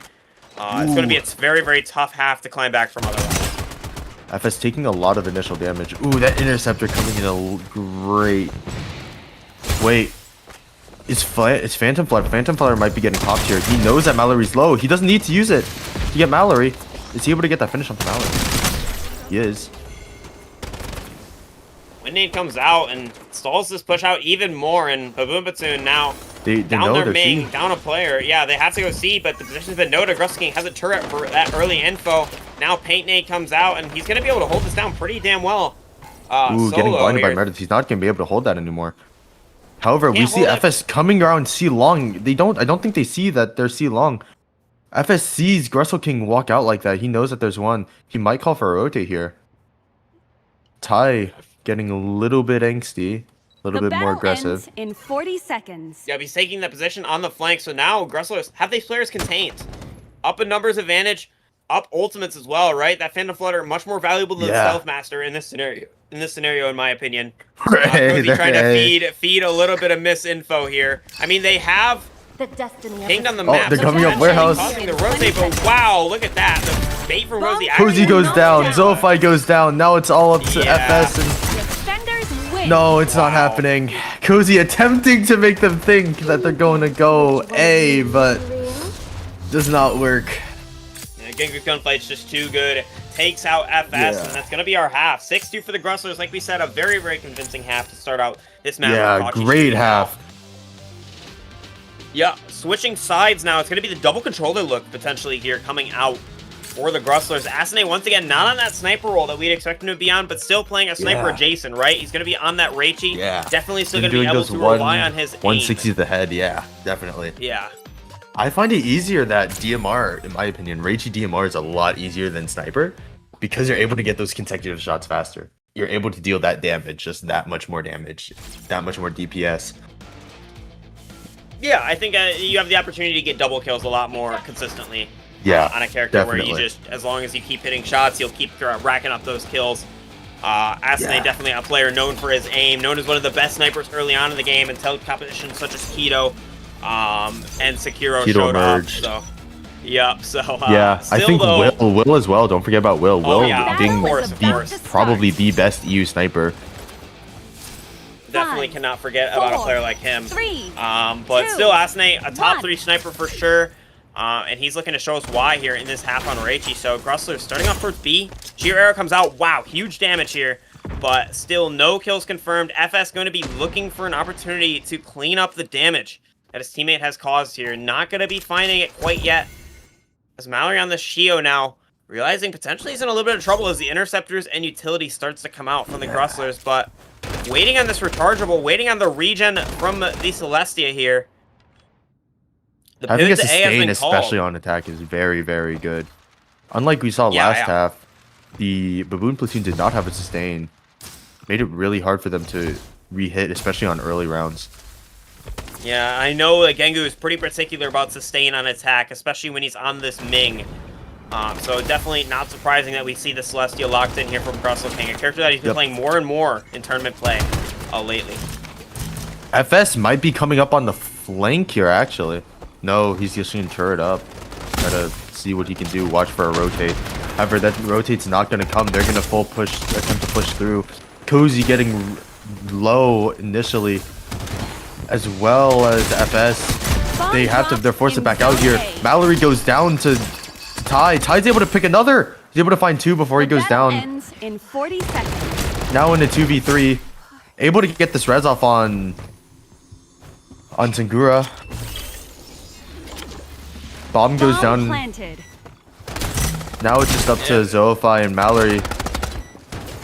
However, Gengu's gonna come up, Sangura's gonna come up, and I think it's just over. Yep, the collapse happens, and now it's a 2-7 lead with Gengu. The Grusslers on top. Yes, sir. Grusslers, very, very good at what they do. The attack still looking strong. Their success is not limited to the defensive half here on Kachi Street. It's once again just a clean attack. I think abusing the fact that they have sustained over their opponents, right? We saw that initial poke fight towards B. Obviously, Grusslers are going to come out on top of that because of the fact that they have the Celestia online, able to get those players topped back up. And then the pivot to A was called after Asne and Gengu had garnered some space. From that point on, the wall comes down, and it's just simple. Playing the round out, playing the post plant properly, and winning out. So, Grusslers now up to 7. 2 rounds away from closing this one out. This is gonna be a sewers push, however. Slow comes out. However, it's not gonna cut off sewers. But it's gonna allow defense here to rotate really easily and really quickly. Rotate comes out. Gonna go back to B. Maybe they might be doing a B hit. They are gonna do a B hit. Wall comes out. Are they gonna? No, surely they don't. No. Okay, good. I was for a second. I know that sometimes as a throw play, that's sort of like a mind game. Some people like to plant B just to sort of play those mind games. Waiting for Sangura to come up. They're waiting for an opportunity to push in, and Gengu seems to have found it. Smoke Dunk's been called. Yeah, it's going to be Zoify under a lot of pressure, but he has help. 3 players towards spawn now looking planting for B. Wow. They found the opportunity, they found the space, and bomb goes down, and should be simple postman. Look at all the Grusslers. They're immediately evacuating. Yeah. Interceptors come down. Why are they backing out? I mean, look at the Are they going to try to play postman from outside? Yeah, it's completely open. Is that a win nade? That's a frag. They're gonna have to break this bear. Yeah, both Cozy and Zoify go down. No, it's just complete collapse now. Them trying to get that early defuse off with the bear. Remember, you could shoot through the legs of the bear. That's what they did. I mean, bomb did go half. It was a little bit worrying there for the Grusslers for a second, but all 5 players shooting that bear, making sure that it goes down nice and quick, able to kill the diffuser, get that Meredith Q online, and I mean, from that point on, it's just winning the duels, which the Grusslers are fully capable of doing, being some of the best mechanical players in the game still. Now on match half, now on match point, the rest of that round push them to match point. Grusslers looking to secure this. No ults on either side yet. 4, really? 3, 2. I don't think we have seen either ults, any ults at all, if I'm correct. Yeah, I mean, it's only 3 rounds in, right? A lot of players getting close, but no cigar. It is going to be a complete A push for the Grusslers here to start things off, but potentially a fake. You gotta look at Asne's position on the map. Yeah, He's towards mid, so they don't have their wall. I feel like they can't. They're baiting out the bear. They're baiting out the util. Grusler King taking a little low, but should have that heal nade in pocket to bring himself back to health. And now it's the rotate called, but FS is going to note this. Going to be realizing this. Getting some damage on FS. The smoke comes out, then the smoke knife comes out. Straight to C. The wall comes out. Streets. They're gonna go warehouse. They're gonna run down FS. FS. He needs to back up. He does. However, Xinghui has an opportunity to plant if he wants. Xinghui is still lurking warehouse. Gonna try to plant for warehouse. Possibly he is. Probably a sewer warehouse. Maybe have Asane play sewers here. Xinghui able to get Shiro. Gengu knowing they know too. FS is there. Oh, Asane taking huge damage. Now in a 3v3. Now in a 2v3. Able maybe gets the res off on Xinghui. They're able to get a res off on Mallory though. If Asane can just hit a few shots here. No. Gengu gets one. No, it's over. Unfortunately not. However, they do have... Ooh. Who's gonna get the ult here? It can either be Zophai with his Yvette ult or Skybreaker or Sky Shatter with Chio. I think Chio's gonna be opted for here. Especially now that the Grustlers have 4 ults. Final round. Yeah, 100%. The Grustlers in a good position to win this game now with those ultimates. Like you said, no ultimates available last round. Actually strange. 3 rounds in that no player in particular was dominating. And if normally you'd see like one player have 4 or 5 kills at that point in the half, especially if one player was taking over the game like Asane is here. Regardless though, now 4 players getting ults at the same time. It's going to be a tough situation to overcome here for Baboon Platoon. This is the real test, is if they can survive this round, they stand a decent shot at actually coming back. The Grustlers really only get 1 or 2 big ult rounds like this in the half. So this is a big swing round. A big opportunity here for Baboon Platoon. Bombardment coming out nice and early, trying to keep these players on the Grustlers nice and low here. But the Grustlers really not buying what they're selling here, as no damage really taken on the side of the Grustlers. Look at those health pools, all still very high, all still very healthy. And even if a little bit of armor chip was taken here, if Grustle King on the Celestia, yeah, still available to bring these players back to health. The destiny of it looks like Asane wants to throw the wall towards B. Stealth Master comes out. Iron Wall comes out. 3 holds them out. Here. Sky Shatter in response, and no players taken out, so that should be the green light for the Grustlers to push right in here. Heal nade onto Ty to bring him back to health. Are they going to try to plant here? What are they going to do here? They're going to wait for Bear. Yeah, it should be plant and then playing the post plant here. No, but I don't think they're not going to get it off. Yeah, the time was just not good for the Grustlers, and now they're forced to respect this utility a little bit. It's head straight to C. I mean, they should have a wall, but wow, what a nade. 300 damage here onto these Grustlers as they're getting out. Paint nades, frags galore. Chio arrow even forcing another rotate. This is the 3rd rotate they've had this round. They only got 40 seconds. They have to choose a round, and now they just have to push it. So Xinghui able to get 1 pick onto FS here. In 40 seconds. Gengu's gonna come up from where? Gonna come up from sewers. They're planning B. He's able to get the bomb down. Gengu's able to bait 2 people off of mid entirely.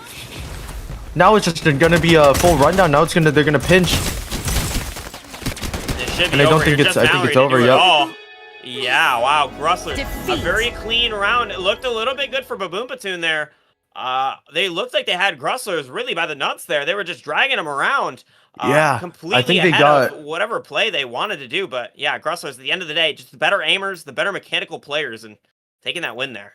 Yeah, I do believe that the fact that Grustle King was able to get to B and plant from just the completely other side was a huge advantage for them, especially being able to make them panic, realizing that bomb was down, and especially the split that Xinghui was able to pull 2 off and able to get 1 initially, and then being able to get back up because they're so split, allowing for that 3v3 up in heaven in a warehouse. Yeah, and so the Grustlers, they do take their 3rd win in our Swift stage. Baboon Platoon actually putting up a decent fight, able to find 3 on Kachi Street, which Grustlers honestly looked pretty good on this map. So Baboon Platoon definitely still a team to watch out for. You cannot count them out here. they will be losing their first round in the Swiss stage, but you only need to win 4 out of 7 to make it to our playoff stage, if I remember the format correctly. So definitely still a horse in the race here for Blue Platoon, and this will not be the last we see of them. But for now, we're going to throw you guys to a quick break until we get into the 4th match of the day. I want to thank you guys for sticking around, and we hope to see you back here for more action in just a little bit here, guys. Stay tuned.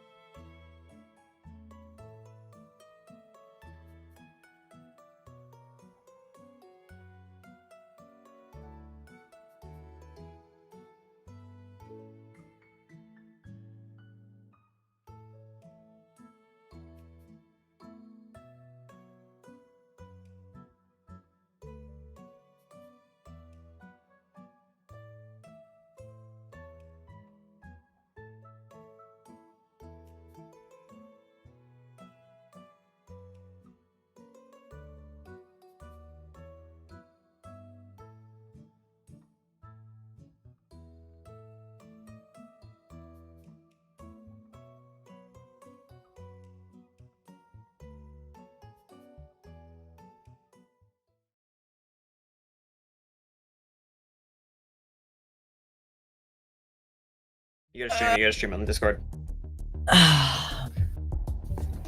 Hello everyone, welcome back. Grustlers versus Korn, Game 4. These are two teams that very well could be grand finalists, and we're getting to see them play here in the group stage. What a match. I mean, Aqua, what do you make of these comps already? Oh, these comps? I mean, it's the usual. Wait, a city's on Chio? I've never seen this before, never mind. He usually plays Painter on this map. Unique. Yeah, he usually plays Painter, and Xinghui usually plays a vet, so... I guess they're trying something different. True. I guess we should say that we do have a sub in for the casting. Aqua, welcome in. Yo, what's up? Didn't even formally introduce you to the cast here, but yes, he's subbing in for our lovely caster here for a couple games. We're just giving everyone a chance because the community run effort, community run tournament, we want to give everyone that wants to cast a chance. So here we are. Yeah, I mean, both teams on a little bit high ping. It's pretty equal though. Yeah, everyone's on 100 basically. But we are going to be getting into round 1, which is the Grustlers holding down, trying to hold down this A. Xinghui getting early info, immediately throwing up a nade, trying to get damage, and wow, finds damn near 300 damage with a nade. Now it's going to be team trying to hold the rest of this site down. Korn just getting completely blended here, but that's actually the first to fall on this Chio. Xinghui finding a trade out, and a flurry of trades back and forth. At the end of the day, though, it seems like the Grustlers are in the driver's seat. Potentially a resurrection to come out here for Korn. Bomb will go down, and it's going to be a tough retake for the Grustlers here. But Ty opening things up, finding one will help a ton here. It's going to be Will trying to find angles, trying to find shots. Scan goes out. All 4 players of the Grustlers scanned up. Now positions revealed, and still, it seems like the round slowed down a bit now, though, as the Grustlers are trying to find which player to pounce on first here. Lexu finding a shot, gets traded out immediately by Grustle King. There's a 3v2. Yeah. Attack actually has the advantage here, but you're actually not giving any space for defense. Oh my god. It's a 1v3. Grussle's gonna try to look for a defuse here, and just got rolled, bro. I'm sorry. Yo, this guy hosted, he's still complaining about ping? GG. What can I say? Yo. Okay. Yeah. Korn win round 1, and I mean, I think it's just from getting that bomb down, and like you said, getting in that numbers advantage in the late stages of the round there. Able to convert that numbers advantage into a round win. Retake is so hard, especially when you're down numbers. I think lack of sustain definitely hurting the Grustlers in that round, right? We saw Asane go down so early, no trade to come through and be confirmed, right? So Celestia definitely helping out the attackers of Korn to win that first round, in my opinion. Okay, Sungura's spotting early for B mid. Attack's looking for a little bit of info for mid here. I think they're just waiting, maybe for a flank. Oh, Xinghui is gonna go up B main. I mean Celestia, my bad. Looking for B main info. Attack's looking to poise towards B here. It's a crawl. Not a lot going on. Oh wait, they have a DC. Oh. I was about so to they're say. doing the bomb baiting in spawn to try to just keep that bomb exactly where they want it. Yeah, it's Scylla actually on Liloween to DC nice and early here. Oh no, they let him get bombed. There he goes, bro. Oh, this is gonna be disastrous, bro. The bot is looking to go towards A here. The attack seems kind of oblivious, staying in mid here. Oh, asking for a restart. What? That's unprecedented, but I mean, to be fair, yo, to be fair, bomb carrier knocked the down. round did actually favor Korn. The first round went their way, so I feel like if they're the ones asking for a restart, it's probably fine, right? Yeah. I wonder if they're gonna ask for the first round for the next I don't know restart. if we have the technical capabilities to do that. Regardless, a weird scenario to be in. We're gonna try to get this figured out. I don't know if we want to I think it's game crash. Break or what? Yeah. So game crash, weird DC issues, Kier having ping issues, a lot of a lot of technical difficulties here for the side of Corn. But rest assured, we will try our best to get them resolved here. And get back into this match as soon as possible, because just like you, we want to see this match at its highest quality. And if that means going through a restart and trying to make sure that this will be as good as possible, then that is completely fine here. So why don't we throw everyone to a quick break, and when we come back, we'll hopefully have this match back and ready to go here.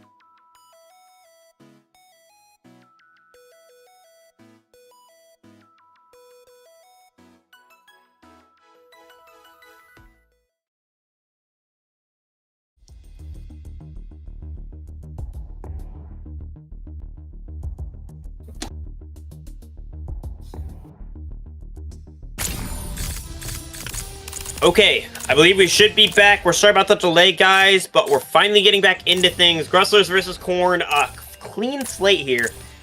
We just weren't even thinking about giving the Corn their one round back. We're just kind of playing the game as it is.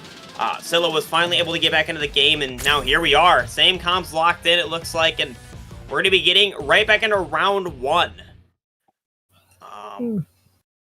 What we saw last time, I think, was that it was Corn going towards that A site pretty immediately and winning out because they had that Celestia, able to keep those players topped up on shield, winning the trades. It was Asinate the first to fall in heaven, and from that point on, it was a clean post-plant win, but it looks like Corn not really following the same script in this round, looking like they want to head towards mid potentially.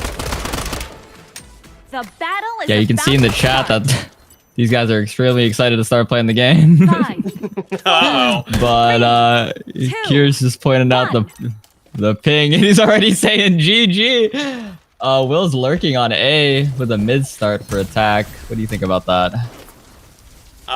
Will lurk is definitely, it opens up a lot of opportunities for Corn, right?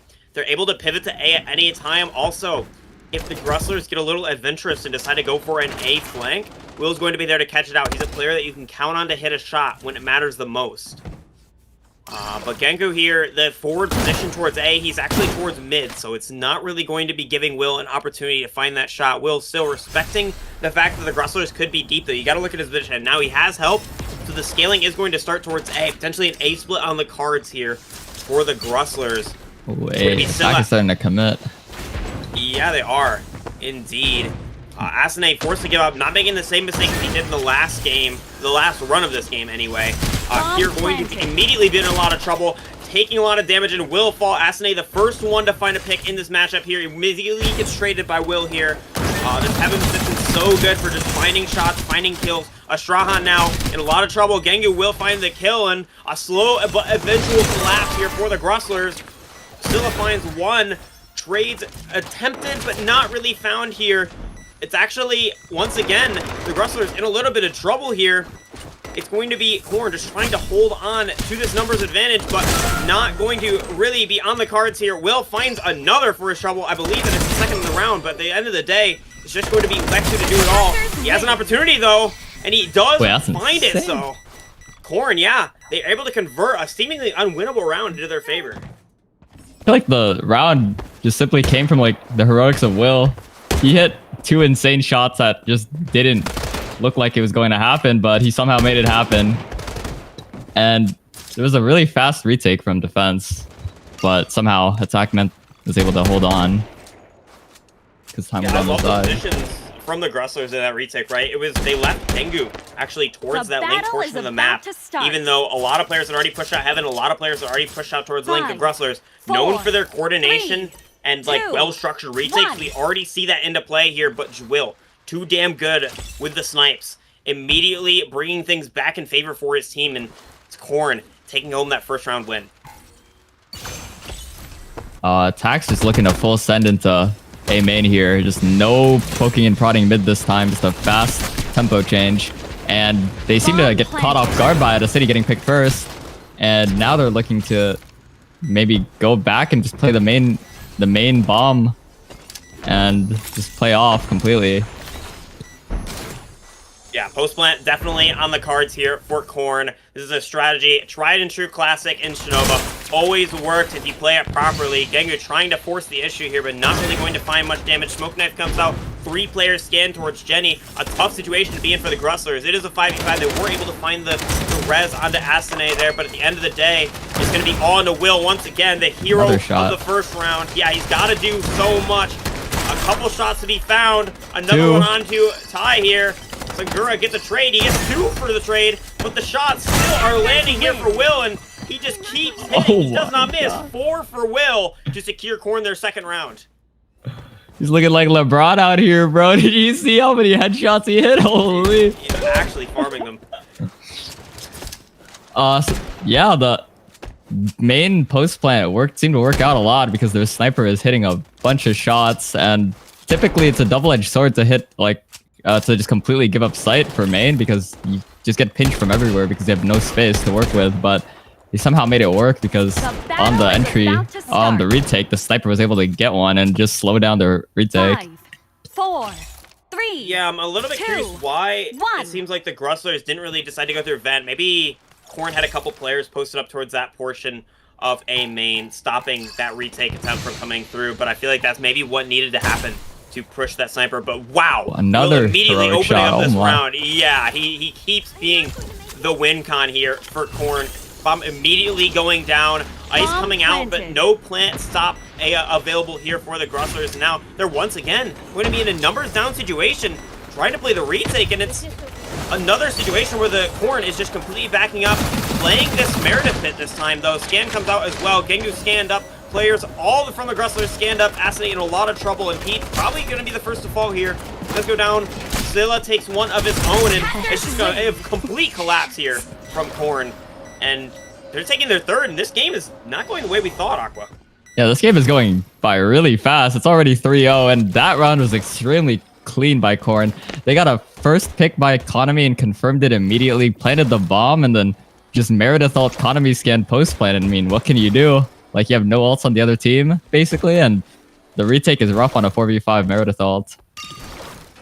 Yeah, no really kills being garnered, even in these lost rounds from the Grustlers. Coming back to bite them, we see only 4 kills on the board, and that means these ultimates are just now starting to come online, whereas 5, on the side of 4, Corn, they had the 3, time, they had the kills to 2, build those ultimates 1. nice and early on, continue the momentum in their favor, but now it's going to be the Grustlers having 2 ultimates online now, 3 ultimates guaranteed in the next round.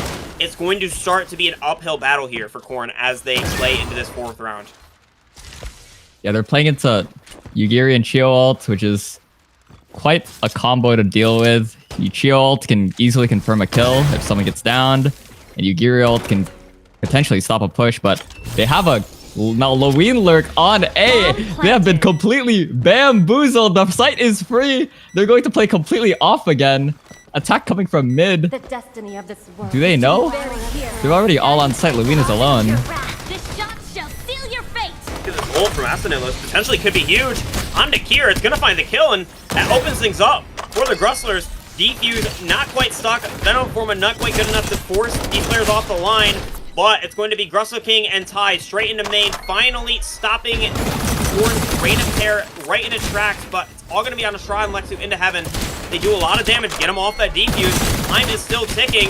It's Estraha trying to find the shots, but defuse still going to be grabbed for the Grustlers. Plenty of time to spare, and they're going to find their first. A lot of ultimates used, but ultimates used well in my Narrow opinion. victory. Yeah, that round was looking like it was completely on the side of the attackers, but that shield really saved the round for them, and unfortunately, it took one down and did a lot of damage to the rest, so they were just able to retake cleanly off of that timing and basically push them off the side and win.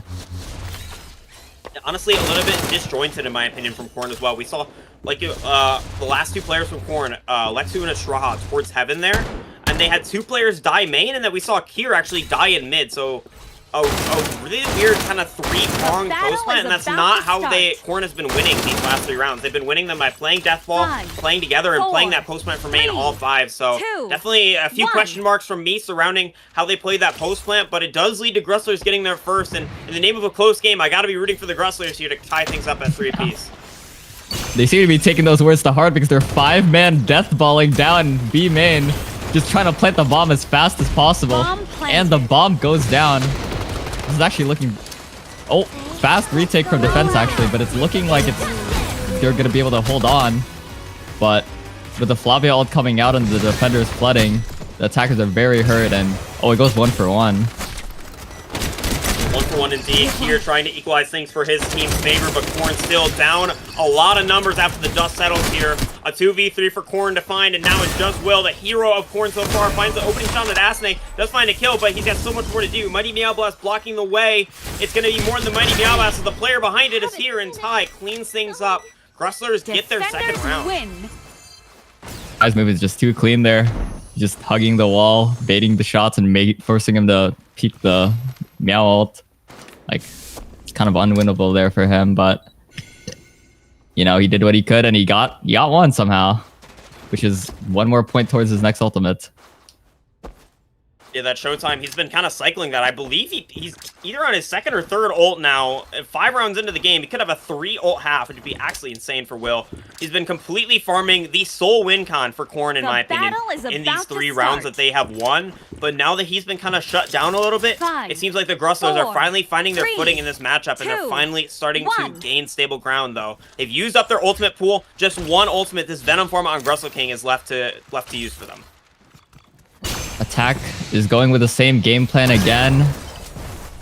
Seeming the plant did work, but let's see if they change something up to be able to hold on to site easier and better. Because this Yugiri ult, caught early. And they decide to start aggroing instead of purely holding this time. Let's see if it works out for them. Yeah, it's going to be a fast retake here from the Grustlers, but they are dropping like flies. Health pool's low for Corn, but at the end of the day, going to be Gengar to do it all, and not even Big G can save this round here, as it's just Tai and Asane left to do it all. Health pool so low, but no dice here. Corn will once again bring the momentum back in their favor. They're gonna have the Sand Tomb as well to play in this last round. This is looking like a really nice half for them so far, or not last round, the last 2 rounds. Sorry. As a sniper who's basically winning most of the rounds for you, it is very nice to see your team be able to just run them down and basically not need for you to hit a shot at all, so you can just take a break and not have to worry about having to hit every single possible shot you can. So it does lift the burden off of Will here, and I'm sure that is very much helping their win conditions here, because it's being proven basically that Will is not the only way they can win. 3. Yep. 2, Once again, looking like this lurk play potentially coming through. We're using the same strat twice is not something I anticipated from Corn, but something that could work out potentially if the Grustlers have forgot how that A round went, especially considering the fact that they were actually able to win it, considering the poor post-plant setup from Corn here. It's going to be interesting to see what the game plan is from Corn and whether this lurk actually comes through here. From my eyes, I'm assuming the reason why they're lurking is because they were basically running it down B main the entire time, so they're trying to condition the enemy team here to just fast rotate B main. And so they want everyone to be off-site on A so they can get a free plant, but there were Michelle turrets there to counteract that exact play, because it did happen once before and they were aware of it. The Grustlers, no rock goes unturned when you're facing the Grustlers here. Tai making sure that that statement comes true here, as he does anchor A, and like you said, Michelle turret still online, able to scan that attacking Lewin that was trying to lurk through and hit him. And now it's going to be fast into B eventually here. Gengar taken weak, but able to pop that 1-2. But Kier, he's so deep, unexpected position here. He does get traded out, but the damage is done.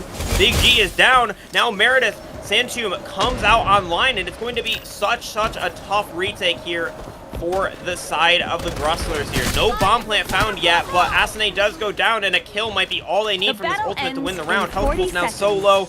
No sustain online. Heal nade not really used to maximum effectiveness. Gengar being a little bit selfish with it there, and he's going to have a lot to do on his own, considering that he's going to be one of the only healthy players left for the Grustlers in this retake. He finds the shots under straw, but he's got so much more to do now. It's going to be Will holding the line in backside here. A 4v4 still to be found. Bomb plant down. Time ticking. They have to do with these players in mid, and they have to do it now. Gengar finding the damage, finding his shots. A crucial 1v1 as well. Onto Tai. Will does not win it out, and that could be all she wrote here for this retake. It's getting tougher and tougher by the second for Corn to hold on. Zilla going to be finding the opportunity, finding the shots. All of a sudden, Lexu winning his duel in backside, and it's becoming so doable for Corn to win this round out. They very well could do it. It's so tough for Gengar. He's got such low time to just find a kill. And I don't think he gets it. He does not get it after all. Oh my god, what a close round. It kept going back and forth and back and forth. At the end of the day, it's going to be Corn taking their 5th round on the attack. What a convincing half so far this has been. Final round of the first like the Meredith ult was looking sketchy at first because they didn't get bombed down as soon as possible, but somehow they managed to basically get a pick there on the Cine and basically end that Meredith ult with a 5v4, which is exactly what you want, because if you don't get a kill, you're basically walking into a 5v5 retake and you basically have no space left because the Meredith ult is so disjointed from the site. The battle is about to start. At the end of the day, though, the ults are just barely good enough to scrape over the line for Corn here.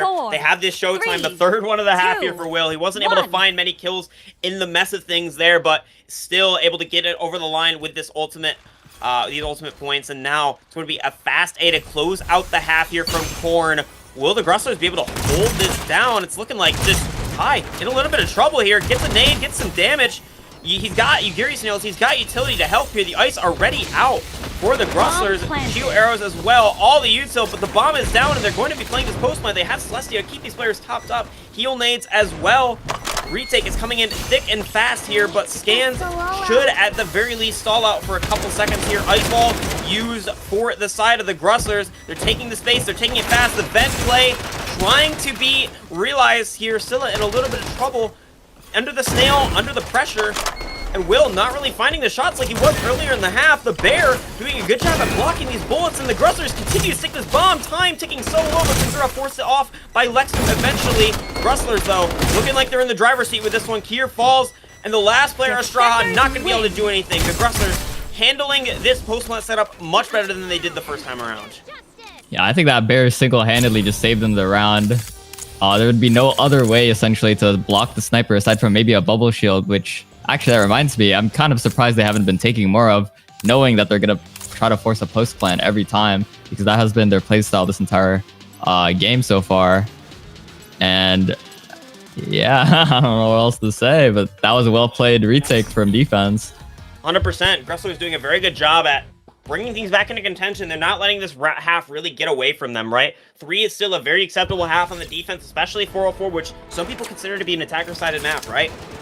Now is obviously roll to reverse. Asane on his token sniper. We haven't seen him on this at all in this tournament. Both halves last game, he was on DMRs. So now finally on this sniper, we're going to see if he can go head-to-head with Will, who is on the other side of things, not on the sniper. He was forming so well on the sniper, and now he's on Painter. What do you make of that, Aqua? Yeah, I think Coconut is just generally a worse pick on 404 than Konami, because it's very, very easy to get run down in this map. And as a sniper, you basically have no shots to take at all if you're always getting run down. So Painter is definitely a wiser decision here because of the controller utility. 100%. Now opening up this round, it's fast from Gengu. A lot of pace into this one from the Grustlers. They're obviously trying to hold on to backside Corn with this ice, with this utility, but it's the Grustlers who've actually slowed down and are waiting for Corn to make their move. Potentially waiting for some of that rechargeable utility to come on, waiting for that ice to fall, or waiting for a lot of things. So it's just a pause called onto the round here by the Grustlers. Yeah, I think the timeline of the round is going to be very predictable here, because they're just going to wait for the paint and wait for the ice to go down, and they're just going to try to hit as fast as possible. Maybe just focus on the one side, see what's weak, and just like try to run them down and get the numbers advantage. Looks like the in timer has run out for Gengu here. Smokes come out, scans come out, main queue as well, and all of a sudden all these players into the back of the site. They've taken this space from Corn. Scan comes out onto Kieran. He's in a little bit of trouble, but able to find some damage before being forced back. Sangura gets the bomb plant down. Paint not good enough to quite stall that one out. Health pool slightly favoring the Grustlers as you look at the top of your screen here, but at the end of the day, it's still anybody's game. 5v5. Sangura finds 2 though, opens things up. Asane with one of his own, and it's looking like it's all falling apart here for Corn. Just Scylla left to do it all, and he goes down.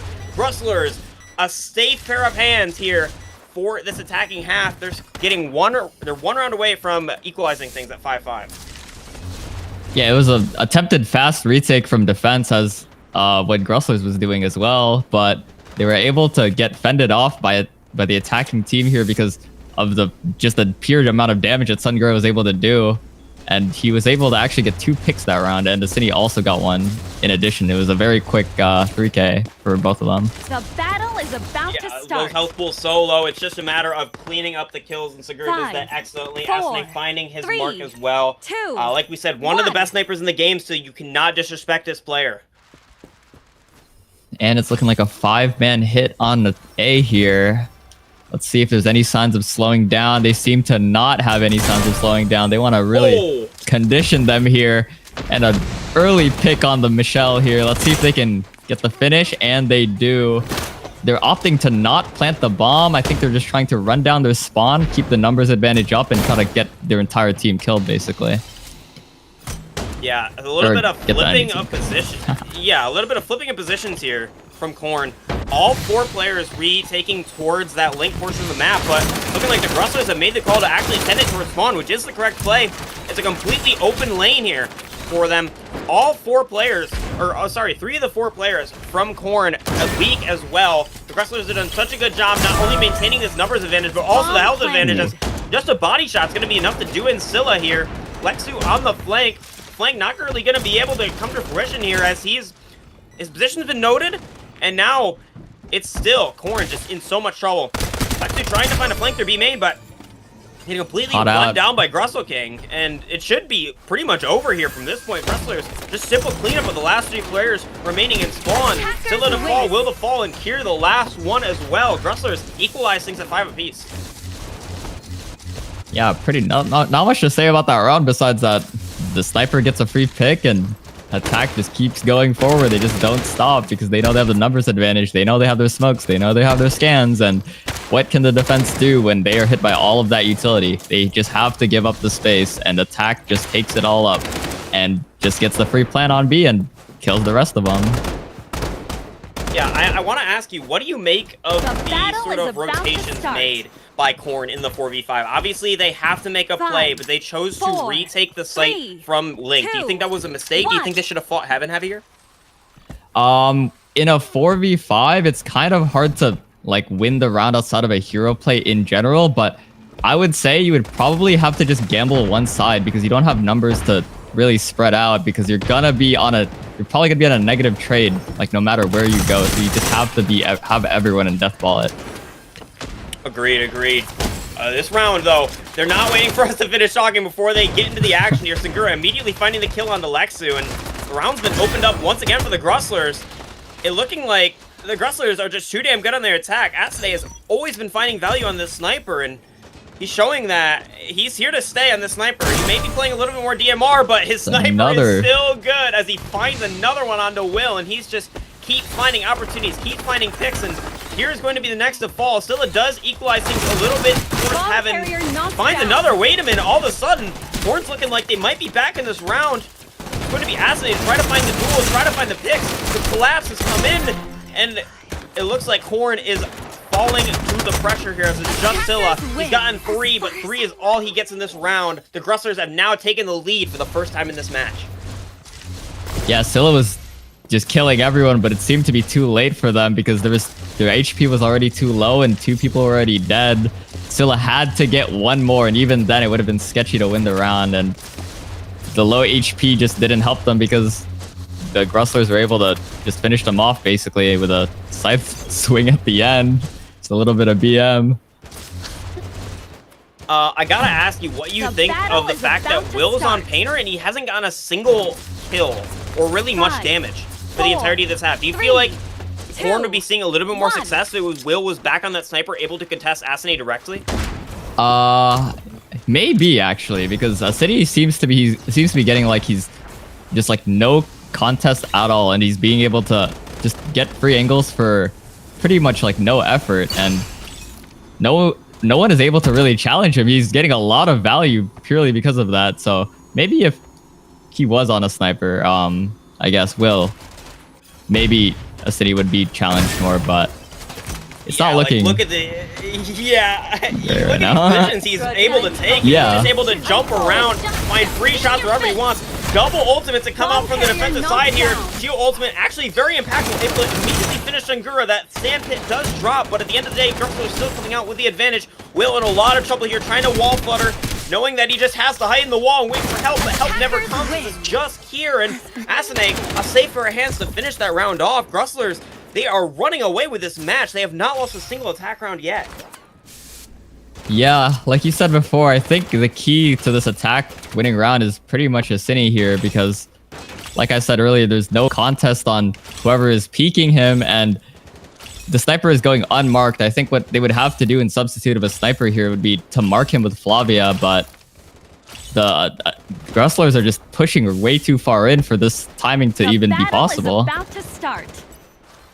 100%. I think that they have to find a way to pressure Asane, and it's just not coming right now because they have no direct sniper counters, right? And against a sniper of this caliber, it's just very, very tough. You almost have to smoke him off and hope that you can just win the fight with the brawlers, but when you have brawlers like Gengu, brawlers like Tai, brawlers like Grussel King, it's so tough to win the brawl fight, let alone the fight against the sniper.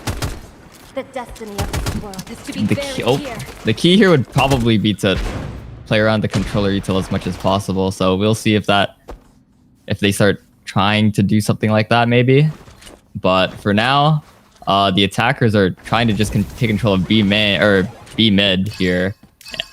Honestly, the entirety of mid, they're poking A and B, and they're opting to go A here with a sniper lurk in A main, and another tag from Asini, and Sungura finishes off the kill.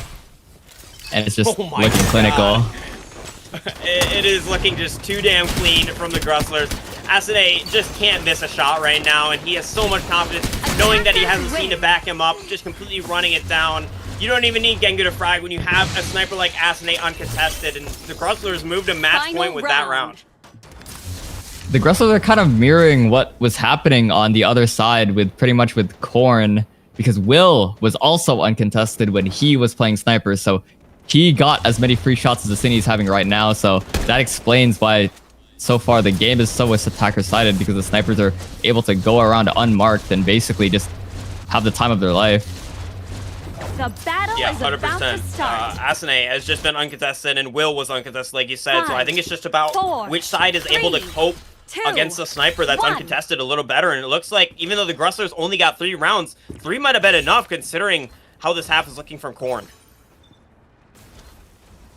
Like, yeah, pretty much. And for now, we see the same game plan as we saw last round, pretty much, where they just start poking around mid, using a little bit of util, waiting for cooldowns to come back up, and just looking for information as they decide what to hit. Asini's looking towards to go B main, and their entire team is all ready to just hit here. We're gonna see a hit very soon.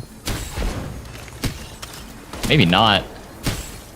Oh my. It looks like they're just waiting for something. I don't know what quite they're waiting Yeah. for. They had a pretty good opportunity to go in there, but here able to stay alive, able to hold on just a little longer. Bear Ice finally forced out. That might be the ticket here for the Grustlers to hit towards A. Now that they note the Bear's position, potentially. Now Bear going to be on cooldown for 20 seconds. It starts the timer for the Grustlers to make their move, make their mark here, but it looks like they're still pausing, potentially waiting for some of that rechargeable utility. Yeah, we see Economy ult in hand for Asane. He's waiting for something, potentially that Ming orb to come right back online for Gengu. Yup, there it is. Immediately. They seem to wait exactly for the ice to go down, and yeah. Oh, that's what it was. Okay. Yeah, but here, he's in a lot of trouble, but he has a lot of targets here.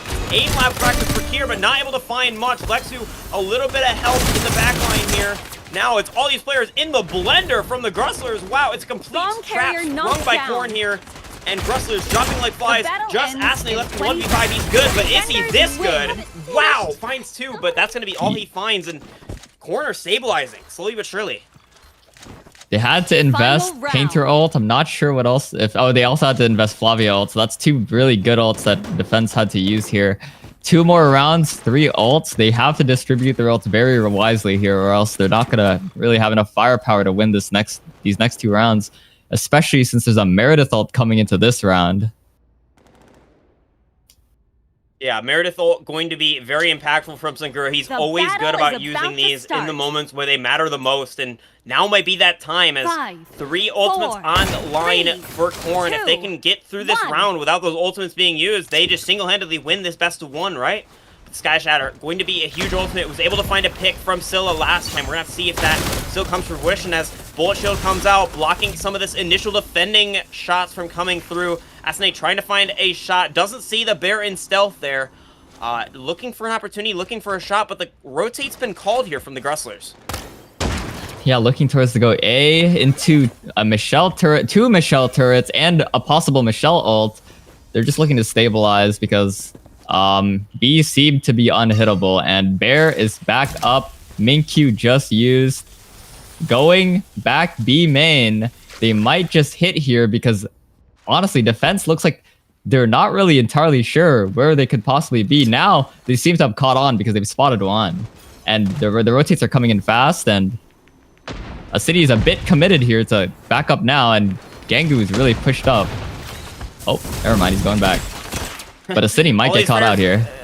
Yeah, these players from the Grustlers not quite sure what to do here. Asane, though, like you said, bit off a bit more than he could chew here. Sky Shatter comes out next, and it's going to be very impactful. Look at all the players caught out in this. He does not find a kill, but Gengu still goes down regardless. Xinghui using the ult, maybe a little bit day late and $1 short here. The battle Russell King ends in 40 trying to find seconds. one to equalize things. Bomb Ty carrier also knocked down. looking to do what he can, but both those players go down, and now it's just Xinghui, the user of the ult himself in the 1v5. Maybe a bad ult actually from Xinghui. Very uncharacteristic, but now he's got all to do in the 1v5. Finds the shots out of Scylla. That's a good start, but he's got so many more to kill. 1-3, not quite good enough to get the job done, and now we are 1 round away from overtime. Yeah, that Final Merit round. Assault might have been what just brings this game to overtime, because that was basically their guaranteed win condition. The game is now 7-8 with essentially no ults but a vet on the board. And a vet ult can turn the tides of the battle here, depending on how well it's used. So honestly, this game could really go to anyone. Yeah, definitely anybody's game here in this final round The of battle regulation. is about to No start. ultimates for the attack, potentially none to be found either. 5, Nobody close 4, besides Ty, and he's not 3, even given the bomb 2, to try to get that 1. ultimate online, that stealth master that could be used potentially for a lurk play. So it'd be interesting to see if, well, the Grustlers can win a round against that Icefall without any ultimates on the board. And more poking and prodding coming from the Grustlers, all 5 sitting in main. Paint has been used. A free shot maybe given to Asini. He nearly hits it.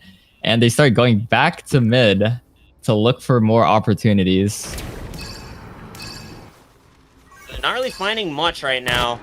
As Straw looking to poke and prod onto these players that are trying to push him. He takes more damage than he gives, so a good damage trade for the Grustlers, especially considering they have that sustain. So they're looking to take these damage trades nice and early in the round.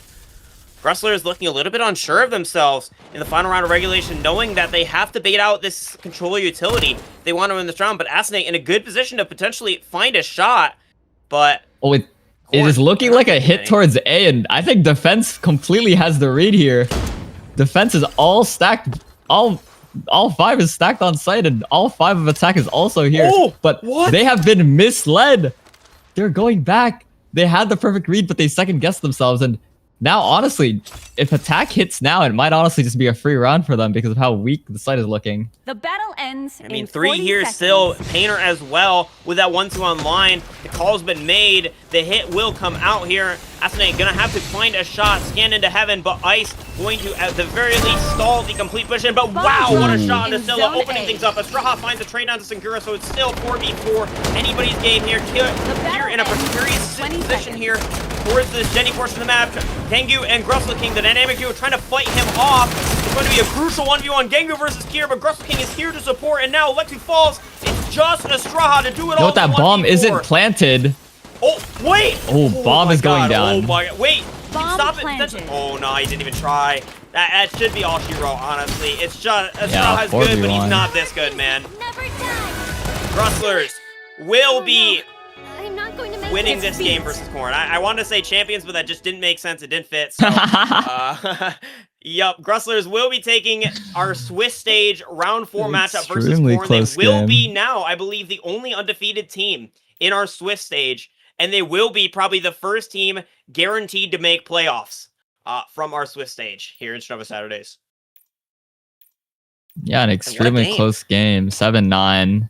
Honestly, could Yeah, have been way either closer. side. Way closer than I expected. I mean, obviously with Lexus being subbed out for Ty, Grustlers not at their full capacity, not at their full strength, but Ty still put up a very, very good performance being the sub for the Grustlers here. And against the full strength of Korn, you gotta wonder with Blaxus how less close this would have been, basically. Like, I think that, honestly, in my opinion, Korn needed to pull out the sniper on both halves. They really need Will to be firing on all cylinders if they want to win against a team like the Grustlers. Yeah, it's a double-edged sword to have sniper because he can either just win you the game solo or just be completely useless. So it seems that they didn't really want to bank on just like full gambling on Will here, and maybe they might change that the next time they face. So we'll have to see. Yeah, it's going to be interesting to see how that develops. But for now, we're going to throw you all to a quick break. We thank you for your patience as we got into this game, and we hope the wait was worth it. We have 3 more games for you guys here in Strinova Saturdays Day 1, and you do not want to miss them, guys. Stay tuned. We'll see you soon.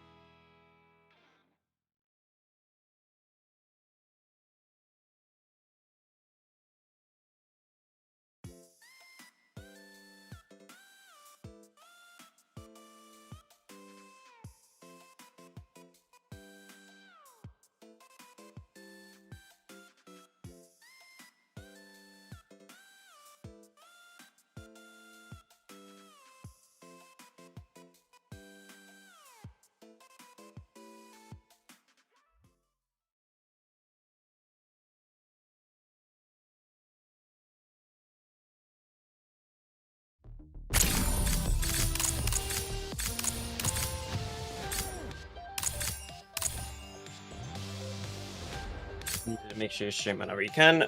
All right. Hello, everybody.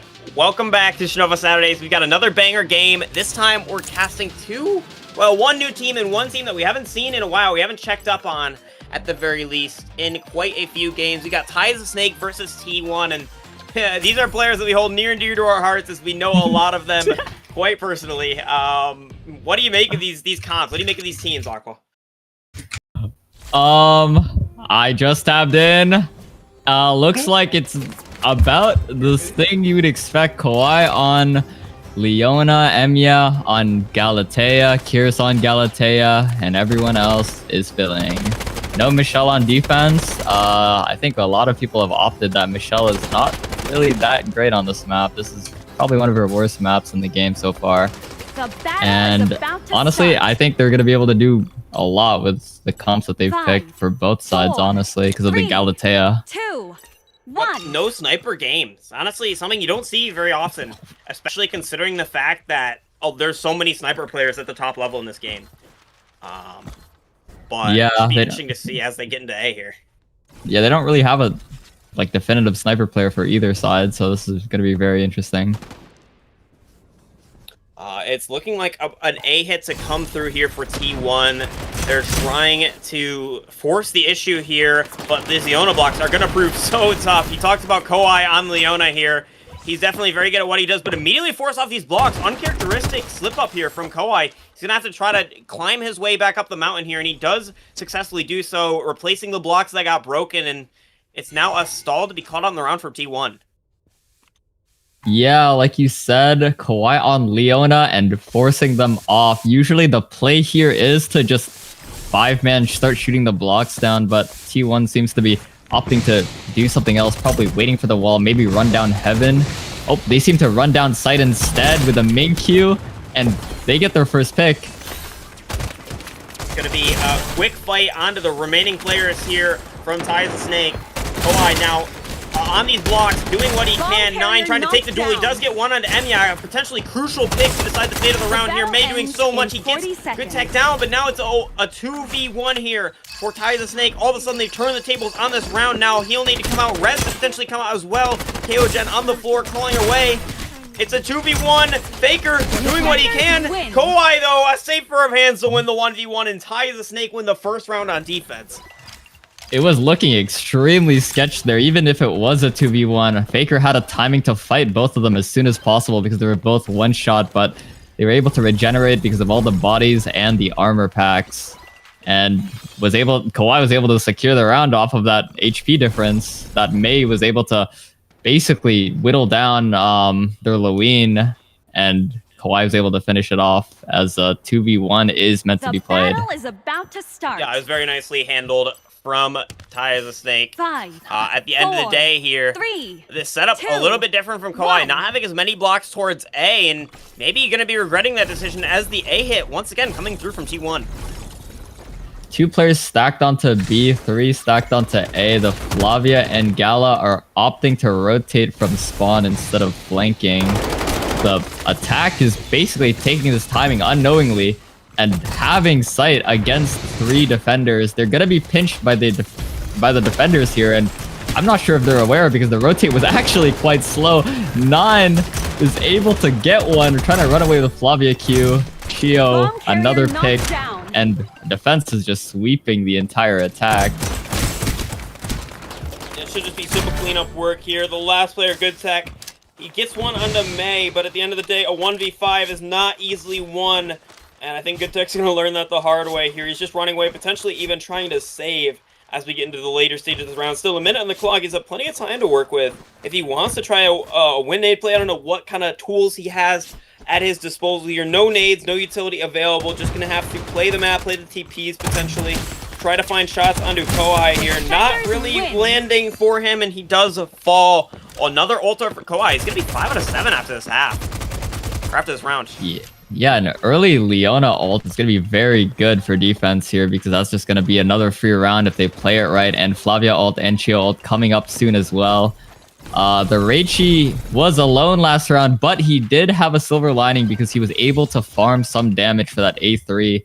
And as we know, Reichi A3 is one of the most game-breaking ultimates, or awakenings, sorry, in the game. And Cosmite is, however, a notorious defense-sided map, so Attack's going to try to scrape as much rounds as they can here against this Leona defense. Yeah, once again, Kawhi, same sort of setup. You're going to be seeing a lot of this from him, especially once he gets that, I believe, 1-3 or 1-2 online, whichever the awakening is that allows you to chain those blocks HP together. The same start as usual. The DMRs start poking at each other, and Kawhi gets some free shots on Minkyu in Heaven. Looking like a Heaven rush. Kawhi gets a bunch of free damage. This is why you picked the Leona. This is why you can't ignore the Leona. The attack just gets picked apart and dismantled. Cosmite is very, very difficult to attack with a defense like this. Yeah, and T1 honestly not really learning their lesson, in my opinion, continuing to try to hit that A site. They have not figured out that this Leona cannot be ignored, this Leona cannot be disrespected, and it only gets harder once they get Awakenings. Kawhi already on that 1-2. Those blocks are going to be chained HP like I was talking about in the previous round. Ultimate's online as well. It only battle only gets more difficult as this half goes on for T1. With how the rounds have been going, the defenders are most likely looking to use their ultimates only as a counter against the attack ultimates, as 5 attackers are opting to go B here instead of A because the A hits were not working against whatever setup that was with Leona, and it's looking like a mid split actually, maybe. Like, their Fergans is looking towards mid for some reason. I'm not sure what their end goal here is, but it might be to maybe poke a fake mid hit, possibly. Like, oh, yep, Leona is blocking off mid for the threat, and the defenders are split up A, B, and mid. So honestly, the attack could hit anywhere here. Yeah, no liar. 9 might be in a little bit of trouble here as it's test on this. Fragger's trying to break these blocks, but he's gonna need help. He might run out of ammo before these blocks break, just like we were talking about at the start of the round. That 1-2 awakening from Leona makes those blocks have way too much HP to deal with as one man. Teleport comes through for Emiya. May's gonna have a crucial 1v1 to decide the fate of the round here. He tries to find the shots. HP solo for Emiya. Oh my god. Kawhi here to help, and he's gonna need it. It takes it on another round of test, and that should be the fate of the round decided by just 2 players here from Ty the Snake. Now, a 3v5 to be found. Wall is down, Util is down, a crucial 1v1 in the back of the site. Potentially a salvation here for T1, but no dice. 9 a safer hands with the sword, with the shaboing boing. And now it's just going to be revealed on the Ming. He gets taken out as well by the sword. 9 doing what he can, taking a long break from the game. He's here to play in this game. Yeah, ironically, he does a lot of Kovacs and aim trading, but ultimately resorts to use the melee. Very interesting decision there with the Shaboing Boing here to send a message. And yeah, defense just cleans that up quite cleanly, with basically no ult used from either side. So it's still in the favor of defense here because they do have the stronger ultimates. Is about to start. Yeah, and this is looking a little bit desperate now for T1. They had it looking like this was going to be a very, very close match with how the first round went. They were able to deal with Kawhi's Leona block successfully on A, and they tried to replicate that success in the next couple rounds, but it's only been Ty the Snake cleaning things up as the round goes on, and that doesn't stop here as 9 has got a complete positional advantage over these players on T1. He's over their heads, ready to strike at a moment's notice here. He breaks the clone first, make sure that Emiya can't get out. An interesting decision, but one he makes nonetheless, and now he's got the Shaboy Boy once again. He keeps pulling it out! And he does whiffing with kill. Both the gun and the melee. You've never seen this happen before. However, defense is still winning anyway. Oh my god. 9 on the flank, and he did at least kill the clone, and defense is just gonna clean this up anyway. I don't know what else happened, but I was awestruck. I'm not sure what to say. Yeah, mysterious decision making from 9 though. They still win the round. Ty the Snake up to 5. They really only had to use the Phantom Flutter. I mean, it was a good use from 9, right? He realized he was in trouble after making that mistake of breaking the clone first, and then he was able to help his team get the kill and basically reset from that point in the round. So I think it's very nicely done from Ty the Snake still, despite the silliness of that round. Yeah, as you said, like, they were able to pick up the pieces, and 9 was able to basically, you know, find crucial info 4, for 3, the pinch and the 2, 1. retake to happen. So yeah, that's what happened. Yeah, I think it's potentially looking like an A hit with the Iron Wall. Here to come Yeah. through for T1. They're going to use all these big ultimates in one big round to try to at least get something on the board here. I'm not sure if an Iron Wall is gonna be able to cut it here because the defense does have a Chio ult here to counter the plant. So we're just gonna have to see how they react. They opt to shoot the blocks down, as I said before. And now they're trying to plant. It might force out the Chio ult. However, Mei was not baited. A3 Yugiri, an interesting decision. Flavia on the flank. He beams one. Looking to get another, but he's just surrounded. Let's see if this team can help him. He somehow is still alive. I think he's going to be able to get out. Galatea in their flank, just being an annoyance. Kawhi just gets a pick 9. Trying to poke and force them out even more. Emiya finds a pick. Tess holding the right hand. It's actually... Yeah, no. Not even close. I was about to say, it was looking like attack could maybe win because of all the damage that we saw happen, but it was just too one-sided somehow. Yep. And defense just takes that one down. It's Ty the Snake playing the ping pong very nicely here, making sure that even if a player gets low, they do not go down, as numbers is everything in this game, right? You cannot win situations very easily down numbers, except for the occasional hero play. And hero plays are something that has been very lacking so far in this matchup for T1. We saw a couple ultimates get used there, the Stealth Master and the Galatea ult, both namely used, and unfortunately to no effect. It's just been Ty the Snake with a firm grasp on this match, and they're continuing their dominant streak here. 6 rounds on the board. If they lost the next 2, they'd still be very happy with this match, but this Galatea card could prove to be useful here for T1. Yeah, sneaking through the Leona blocks. It might be a hole here in defense's, I guess, in defense. And they seem to be unaware of the possibility that Galatea could sneak through mid. So they're going to have to use this pinch very wisely, or else it could really spell something bad for them. And yeah, looking stuck.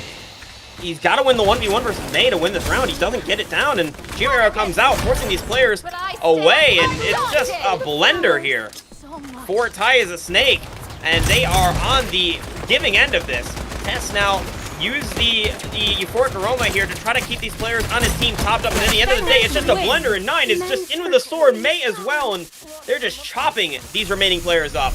Another round for Ty the Snake. Final round of yeah, as you can see at the very end, everyone just resorted to using their melees. It seems to be that just running them down with 5 melees seems to be working. And the play with Emiya was a very good play. It caught them off guard. However, I think they were a little too excited to start the fight too early, and it ended up being down to a 1v1, which Emiya had to win. But Mei just has the better gun, and Chio is a very, very good duelist, so he's not going to lose that one easily. 100%, yeah, Mei, and honestly, one of the better mechanical players left in North America these days that isn't really held down by a team like the players on the Grustlers. Now it's fast into B once again. They're throwing everything at the wall and seeing what sticks for T1, and 9 and Gears potentially in a little bit of trouble here, but Faker actually not knowing the position of 9. It's going to be a 1v1 to potentially decide the fate of the round here. 9 just trying to hold on, potentially realizing that he doesn't want to be responsible for the fate of the round here. Kawhi finding one on Test, finding one another under reveal, and it's just the Venom Forma creating this blender situation. Kirsch does eventually fall, and Good Tech finds one of his own as well, but numbers still slightly favoring. Oh my god! Slightly favoring Ty the Snake. 9 coming in with the sword once again. He cannot get enough of this fucking chicken. I don't think he was even trying to shoot his gun. I think his gun was fully loaded and his deagle, and he still opted to use the chicken because why not? Because must be a rough day for him. I think the sword might be the play.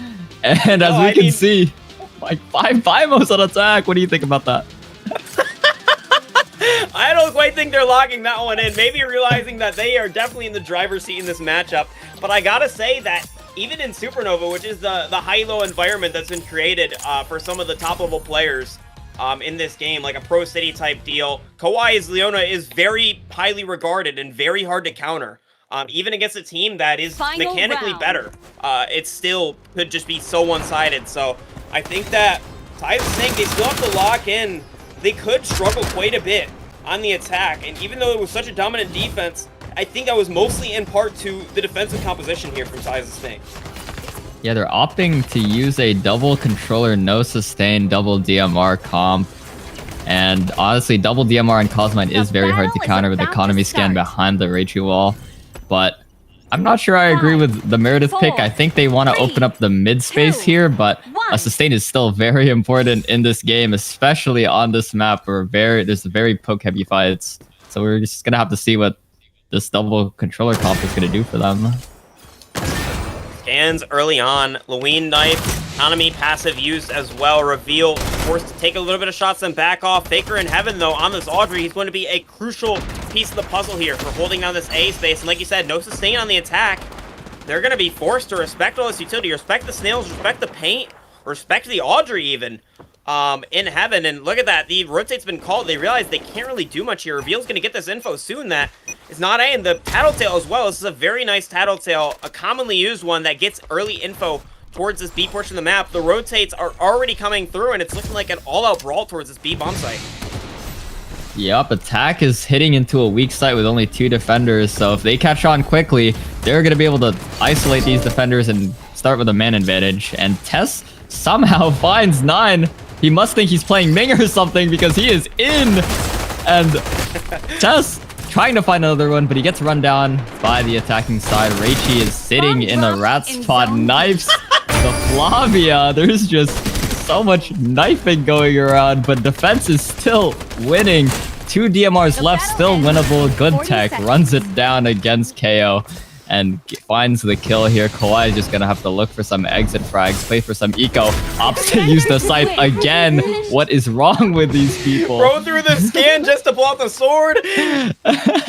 You had to make sure he was stabbing someone and not in the air. Oh my god. Okay, but yeah, it's definitely, I think that Ty the Snake, they're obviously feeling silly, feeling whimsy, but they're gonna have to lock in and close this out convincingly. Good tech, 3 out of 7 already towards that EMP. If he's able to get that well ahead of Kiers, who hasn't had a lights out game so far, definitely on the worst end of the frag department for Ty the Snake. He's going to have a hard time getting that, keeping up with that Sandtomb Burial. That EMP is just going to have free reign for a couple rounds. It's going to be a tough situation to come back from. I think that Ty the Snake, they're just going to have to be careful here overall. Yep. One lurk on B, the rest on A. It seems that they're trying to opt for a fake somewhere, and the sniper has been caught trying to break the Tattletale and rotating back to A. It's looking like an A commit. A little bit of poking coming from the Audrey. It's very hard to peek this with no sustain, because if you just get shredded, there's not really much you can do but wait. And looking like they're gonna try to send this here with this silly little Reichi wall. Yeah, the Reichi wall does come in. This is an unusual one I haven't really seen very much, but it does come down in the last Reveal, taken out through the wall. Lewin scan proving crucial here. Now Audrey Turret is trying to find shots, but counter spam is good enough to do the trick here. May into heaven on this Ming. Loses the 1v1 to Amiya. That could prove to be a thorn in the side here for the side of Ty the Snake. Still, he's taken out a 1 HP, cannot overcommit to any fight here. He's trying to take a fight on the KO, and that's a dangerous duel to take when you're 1 HP. A res will come online for May, though, and somehow the reset's been found. He does eventually get finished, but not before getting traded. Baker does go down here. 9 using a knife on himself, just trying to stay alive, trying to hold on here. Oh my god, pulls out the knife to hold on intentionally. Does eventually get the kill on the good tech. Now a 2v1 to be found. Position now noted for Tess here, and it's going to be KO and 9 to hopefully hold fast for the game win. Wow, I kind of forgot they were on match point there. That is the game. So Ty the Snake will be winning 9-1 over T1. I don't think that was an unexpected result, but a result that we didn't expect to be that one-sided. Yeah, with how they were playing, I would not be thinking that the game was 1-9. Honestly, if T1 was able to start on defense, this could have been a different story, because Cosmite is a very, very hard map to attack on, and they were looking quite alive on defense, but they just couldn't close it out one more round. And they got it. Yeah, 100%. And it's so tough when you go down 8-0. to just have to hold on. You can't make a single mistake, and one mistake was all that Titan Snake needed. They got an inch and they took a mile. So with that being said, that is our Game 5. A quick one for you all. Potentially a slightly longer break as we wait for some of the closer games to finish up. But when we come back, we've got Games 6 and 7 of our Strinova Saturdays Final Edition Switch stage, guys. Oh my god. 6, 7. You do not want to miss them, guys. Stay There's something tuned. wrong We'll with you, bro. hopefully see you very, very soon.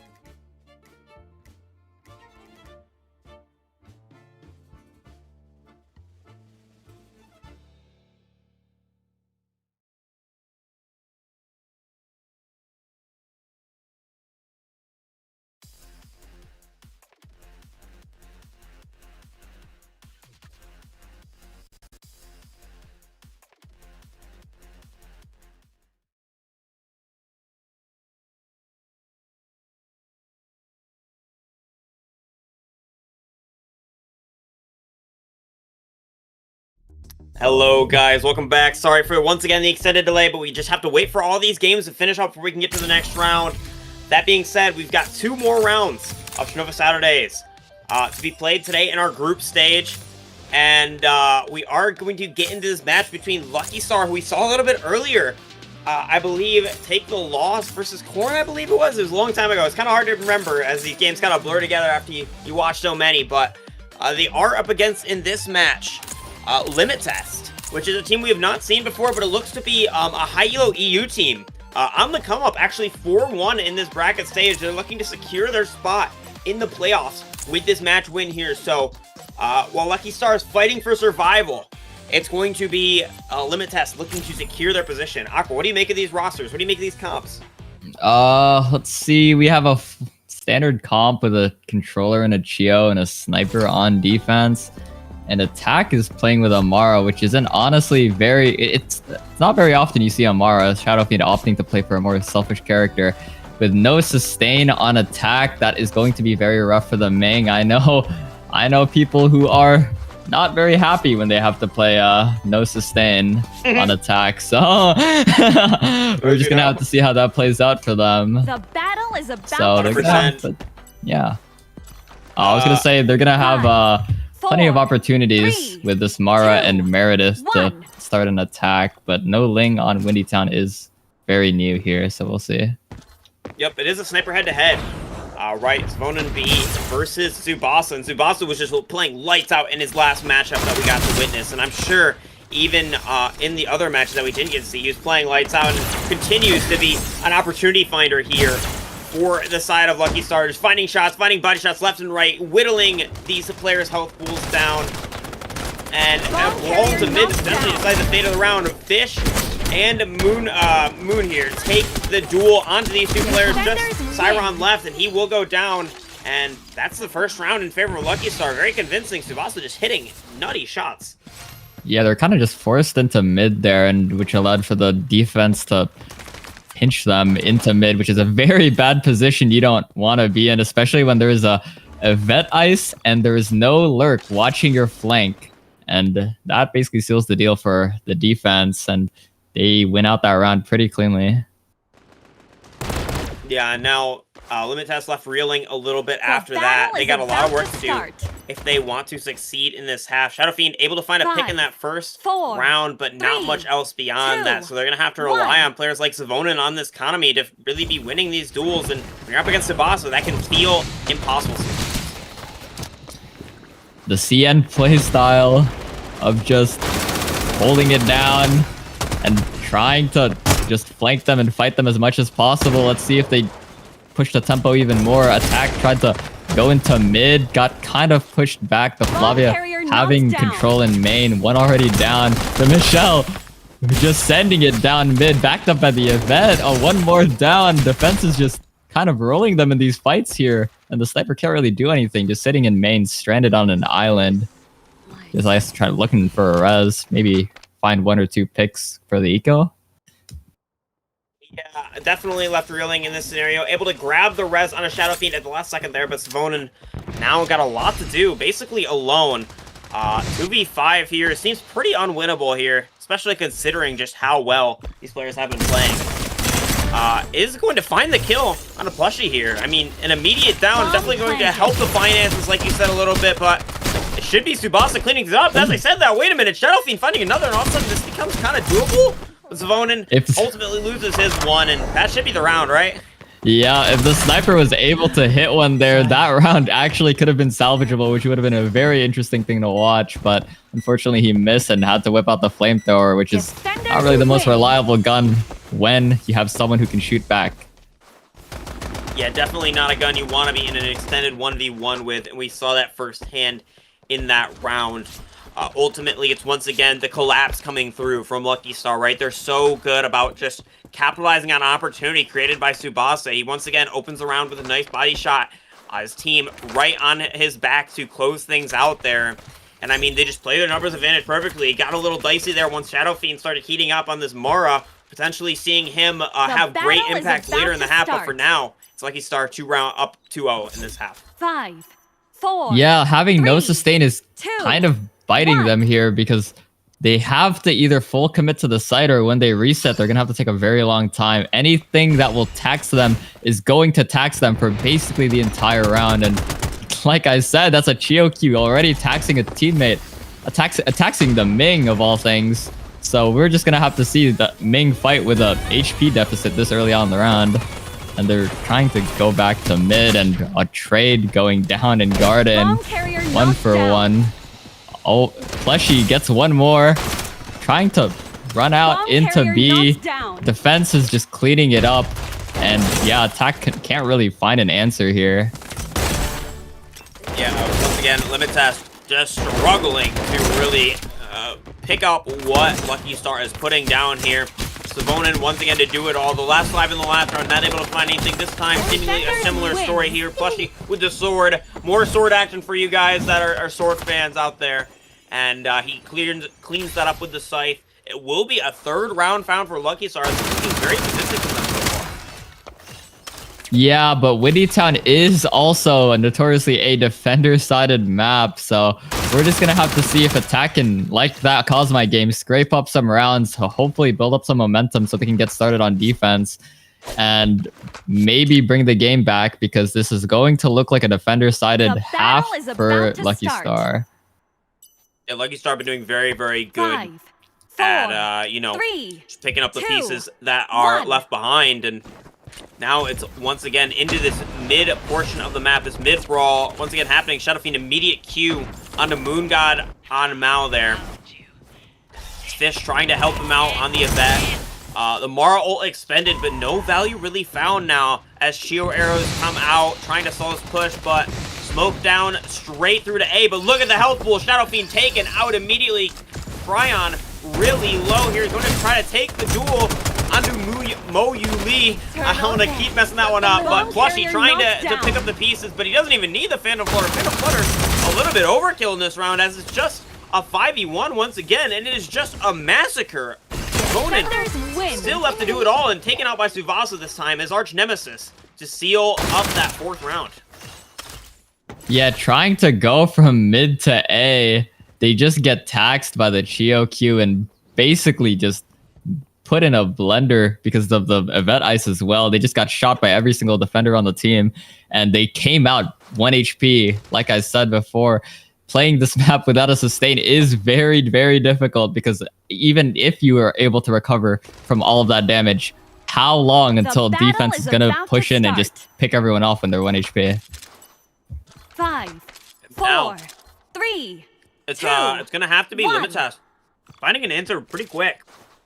They have some ultimates on the board to play with, right? 3 ultimates, namely that Sand Burial, available for them to be used. No Nobunaga on the enemy side, no EMP to counter. And so Plushy not having that ultimate, gonna be maybe wishing he has it, but not quite yet, as 2 picks found, Sky Shatter in addition, downing KM, and I mean, it's gonna have to be Shadow Fiend once again to do it all. He's been the hero so far for his team, but heroes can only do so much when they're not getting any Bomb help here. carrier knocked KM down. Defenders once again, win. or sorry, who's that? Svonin, the last one to fall once again. He keeps being just left behind in the dust by his team, and always is left in these 1vx scenarios, just not able to really flourish like he would like to. Yeah, an extremely convincing round by the defense. Basically, not many ults used and nobody dying. Ming got picked off right at the start by Flavia. A little bit of a careless pathing, and Flavia was able to just basically punish The Ming battle as is soon as about to possible with start. no really retaliation from the team, because he was a little too fast. 5, So 4, let's see if they change up the pacing just a 2, little bit for this 1. next round.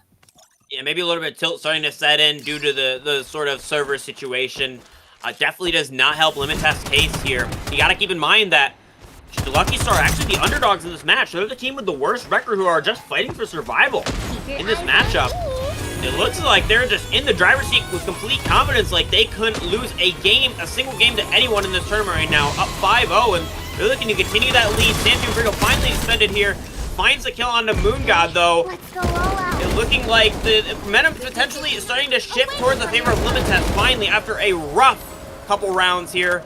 Here comes the Sand Tomb. Here comes the utility. And Plushy forced to respect this and back up. He's got help though. Tsubasa here into the backline. Icefall not really impactful here from the side of Fish, and he's just trying to stop this plant when it comes down. He's playing the stealth.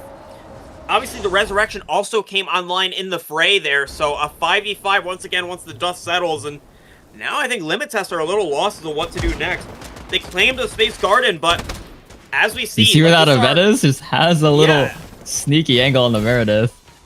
And Yeah, like I said in that, like I said in that 404 game, you don't want to have your space just be basically there with the Meredith ult, because you're just going to be slowly surrounded. You want to have a pick, you want to have a win condition with that Meredith ult, because what's going to happen is that there's going to be a crunch, but they seem to be not caring about that principle, because the ones are just being handed to them, and attack is very, very good at taking 1v1s. And when given these 1v1s, they will win, because their utility is very good for fighting, and you see clearly with the result of that round. Yeah, once they were able to finally find stable footing in the round, it seemed like a much better showing here from Limit Test. They were able to finally gain the Space Doors Garden, finally find the picks, and win those brawls out like you were talking about. But now, you gotta look at the ultimate economy, right? A lot of those big power play ultimates for the side of Limit Test were used, namely that Showtime and that Sand-Tomb Burial. On the other side of things, just the Icefall was used for the side of Lucky Star. So definitely advantage towards Lucky Star for the next couple rounds here. We're gonna see how that Mighty Meow Blast gets used. If it gets put on the roof, it's gonna be a very, very tough post plant round here for Limit Test. Yeah, if I was the defense right now, I'd be very happy with how that round turned out, because of how many ults would have to be expended to win. And now it's going to be another A hit with all defenders on site. It's just going to be a straight scrappy brawl with the Michelle ult out. All the attackers are just dispositioned, and they're trying to get a pick, and somehow Yvette is caught out in the middle of sight. The sniper, however, late to the fight and gets caught by the defense. And it is looking like a 4v3 somehow, even though it looked like the attack was on the advantage in the beginning there. Yeah, the Grim Reaper came out so early on, and it was good at forcing those players in guard and making sure they couldn't really fight, but the Mighty Meow Blast still came out, maybe a little bit of misposition from the Mighty Meow Blast, but still was effective in draining those health pools and bringing the advantage to the defenders here. But that advantage stolen right back by KM. He's 1 HP now, gonna have to try to win this duel into Plushie, but Plushie pulling out the sides wins the brawl. Cryon trading things out, but he's still 1 HP. The health pools are just still slightly favoring Lucky Star here now. Bomb being stuck by Tsubasa. Phantom Flutter comes out, body blocked by his teammate. It's going to cause the bomb to be defused. Tsubasa trusting his teammate, trusting the process, and winning the round for his team now. 6 rounds found for Lucky Star. Yeah, an extremely unfortunate body block there on the Ming to the Meredith. Tsubasa really just stuck the bomb. Honestly, he really didn't have to. He could have fought with his teammate, but Plushie had that one in the bag, and Tsubasa definitely believed in him, and it paid out, and they got to defuse the bomb with very, very little casualties, considering what started in that round. Yep, now they've been chaining these ultimates together so well. They have the Sky Shatter available for the last round, really only facing up against the Stealth Master, which really can only do so much on its own, right? Obviously, you can play for a lurk, but when you're playing against a team of this caliber, a Chinese team this seasoned at the game, they're going to be aware of potential plays that can come through with a Stealth Master. Being said, it still comes out. Ice into the back of the site. It's Mo Yu Lee trying to find shots, trying to find damage. Cryon as well, straight into underneath, and it's looking like a full map flip here from Limit Test. Yeah, they're trying to switch on to B here, but there looks like there might be a position to get caught out, because there's a lot of players that are late. The sniper is taxing a lot of these players and finds a pick on Lewin, and without a sustain, they just can't regenerate. They're getting caught out at 3v3, however. The sniper making some winning moves for the team. Meredith all comes out. No, he's dead. A 1v1 with Mara versus the Flavia, and he wins because of A3. With that orb switching onto the Flavia, he just gets a free kill and wins them the round somehow. Yeah, that's a huge run from Shadow Fiend, keeping things in contention. 1-7 would have just been too big of a deficit, in my opinion, to claw back from. But at the end of the day, Shadow Fiend, the hero for Limit Test, keeping them fighting in this game. And like you said, very defender-sided map. 2 may be all they need on the attack to really secure this win. A little bit of BM in the chat. Dropping question mark and chill, bro.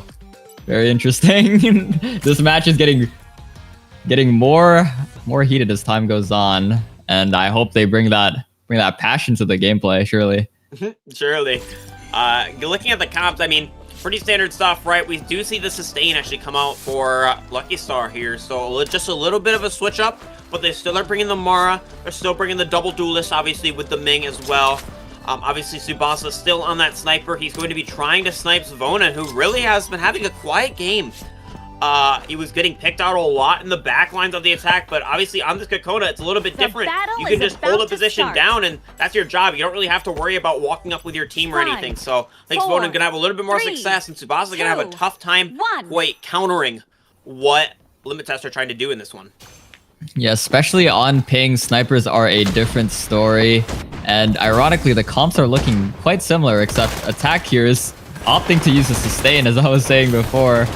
Chiron getting pushed off the bridge angle. The sniper is already positioned up alley. Has a lot of map control. Big nade coming from Plushy, running through mid. And I think he's looking to have a 1v1 here. Looking to take the fight straight onto Zvonen, but 1v1 not quite found. Now he's got a 1v2 for himself, but he might quite win it. KM goes down as well, and that should be the round here. If these players in Garden get cleaned up, Q's still not extended for Plushy. He's still saving that, maybe for next round. Tsubasa, a crucial 1v1 here to be found. Onto O2 Aim Trainer, and he finds the duel, and all of a sudden, right back in the driver's seat, Lucky Stars find themselves up 7-2. Yeah, Plushy basically just ran it down into their spawn, into their backline, and they were unaware because he had the jump on them despite 2 people jumping and trying to fight him together. He is unfortunately playing this Mara character who is very, very good at fighting, and they really couldn't stop that. Yeah, like we saw Shadow Fiend on the Mara, he was able to do wonders, winning them their only one of their only 2 rounds, right? And that attacking half. But at the end of the day, it's Plushy on the Mara doing even more, a step above what Shadow Fiend was able to accomplish on that character and bringing Lucky Star to their 7th round. Zvonen holding a very common angle for snipers here, looking to get one. Unfortunately, it doesn't go through. A bubble shield to protect the fragrance. The sniper is getting pushed off the angle. Might get run down Garden. If he doesn't recognize this danger, he is going to die very, very quickly. And they have spotted him as a weakness, and the defense tries to retake, but it is just uncoordinated, and attack is just finding the gaps in their defense here.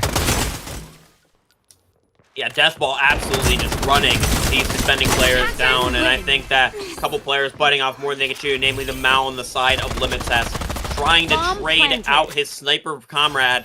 Unfortunately, it gets taken out very, very fast. Cam going down immediately, and from that point on, it's just simple cleanup work for Lucky Star, and they're just looking a cut above, in my opinion. So I gotta question how Limit Tests have gotten to 4-1.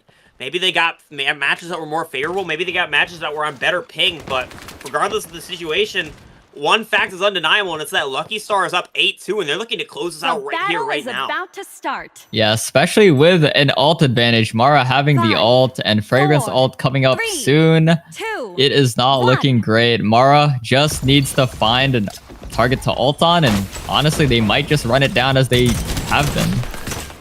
Oh my god. Immediately, Moyu Lee taking out Tryon, and that's going to be potentially the game, as that was the only player that was really close to the ult here for the side of Limit Test. Now Shadow Fiend going to have to do it all. He's scanned up, tagged up, and Zvona also going down. Now 1v5 for KM. The Grim Reaper proved to be too much for Limit Test to handle, and Lucky Star's going to take that map 9-2. Wow. Yo, and Plushy drops a one-liner. Best served gold. I bet he's looking at himself in the mirror, looking like Sun Jinwoo right now, because he might have landed some aura points with that line. Who knows? No, that's actually kind of funny. Okay, but regardless of everything, that is going to be our 6th match of the day. We got one more match, guys, so you do not want to miss that one. It will decide who will make playoffs and who will get sent home empty-handed. Just a reminder that all 4 teams that make playoffs tomorrow will be receiving a portion of that prize pool, so you definitely do not want to miss the exciting conclusion to day 1 of Strinova Saturdays. We'll see you guys hopefully very, very soon with the conclusion. Yup.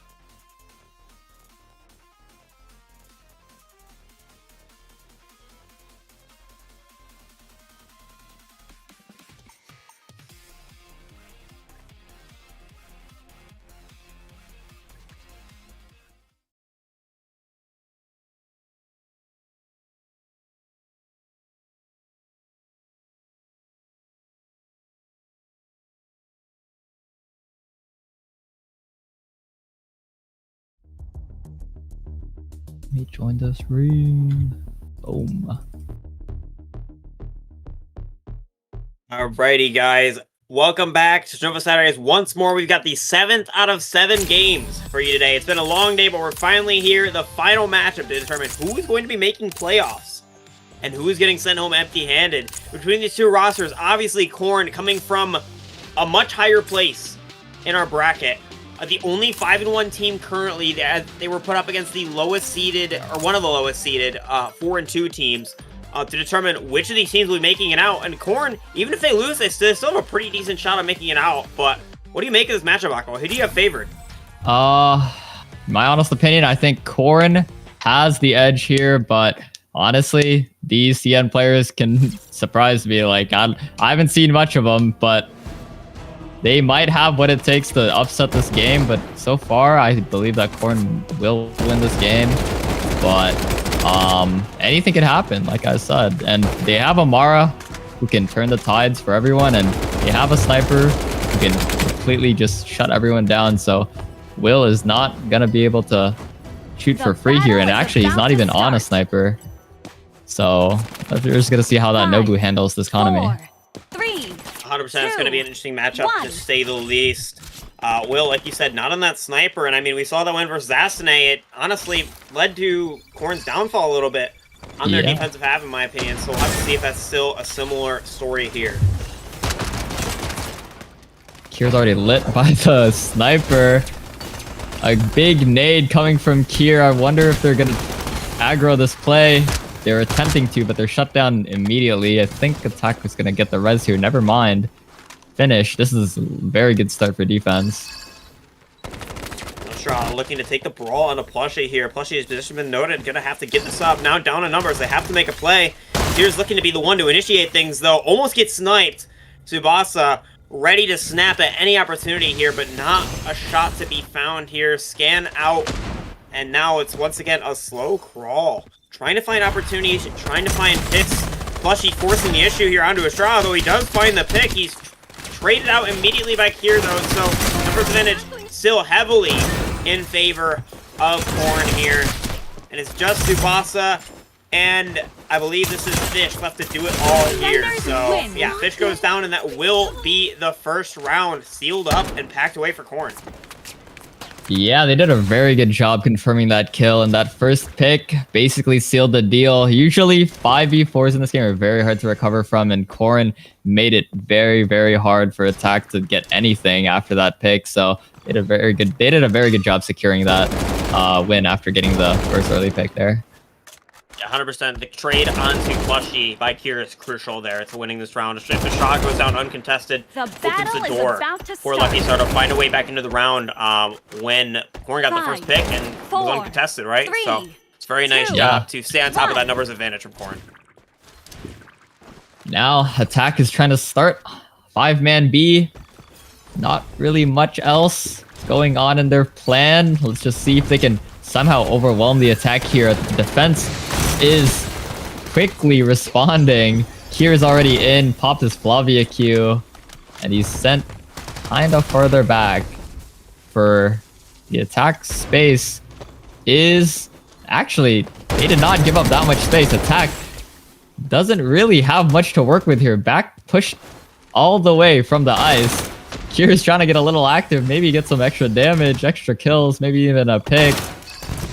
But no, he's forced again by another smoke. Here in a little bit of trouble, being forced to run into that hallway. Fish getting stuck on some terrain, not able to quite chase. Taken down by Lexu, trades do come out, so Estrada, the one to fall on the side of Corn, and still though, numbers heavily favoring Corn. Once again, the same story as last round, able to play that numbers advantage to perfection now. The crucial 1v1.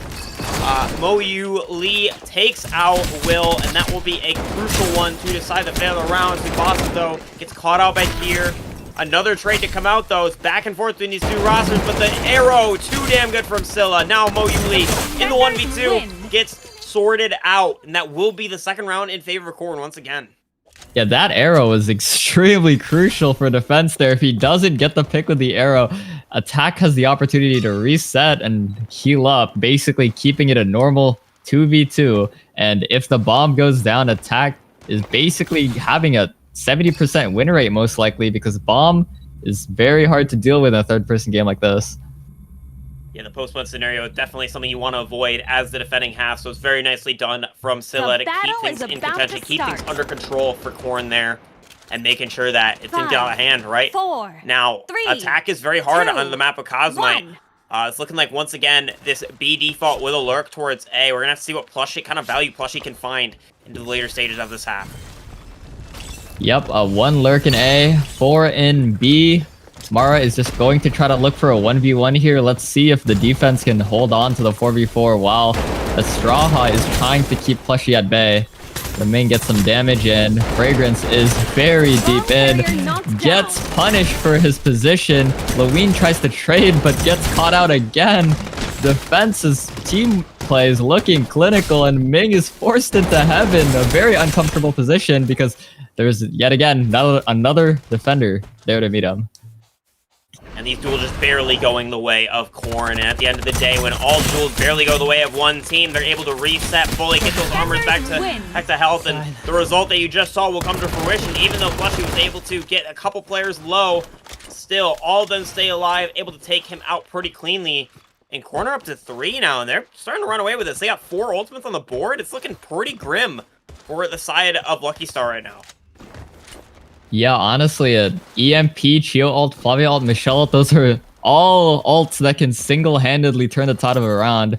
But honestly, Attack has some good ults themselves with Konami's ult and Mara's ult, which could, if she potentially gets it on the Flavia, she can catch her off guard and potentially get a free pick for the attack. And so we're just going to have to see how they use it, and they're all positioned towards split of 1-1-3, so we'll see how this round plays out. Yeah, like you said, that Grim Reaper able to be used by Plushie to win a round single-handedly, potentially. He was very, very good about using it in the last match. You got to keep in mind that Lucky Star coming off a very convincing 9-2 victory over a team that they had a worse win-loss record then, so they should be feeling confident, they should be feeling good, but that is not what they've been showing in this half so far. Good change here. Attack onto Will, immediately 1-3 used. He's getting out of there. Suchin does go down on the other side of the map here. Bomb is down as well, and now it's a little bit of trouble here. Wow! I don't know if that was a ping thing or what, but it looks like the tracking was just a little bit off there for a straw, but still, Plushie taken down solo by the Mighty Meow.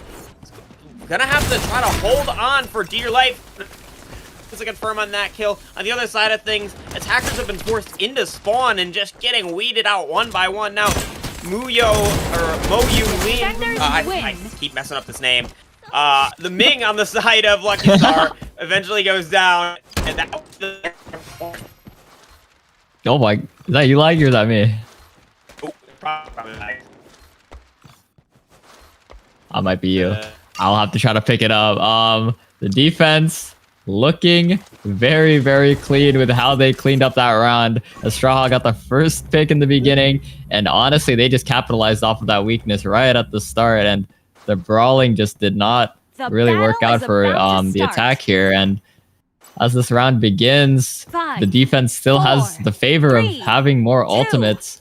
And honestly, the attack might have to play a little differently from how they've been playing, because what they've been doing now has just not been working out. Yeah, now Strawha once again in the saddle, trying to defend this A bomb site. Maraku immediately comes out. Grim Reaper already used in the last round, not available for the site hit in this one. So blind for a while, but eventually unblinded is Kier now, looking to stay alive. Sky Shadow to try to bail these players out. Mo Yu Lee now on this Ming, still alive, still healthy, looking to take a brawl, and take a brawl he does. He takes out a Strawha, and Plushie finds one onto Still as well, but Kier trying to equalize things, trying to keep things under control.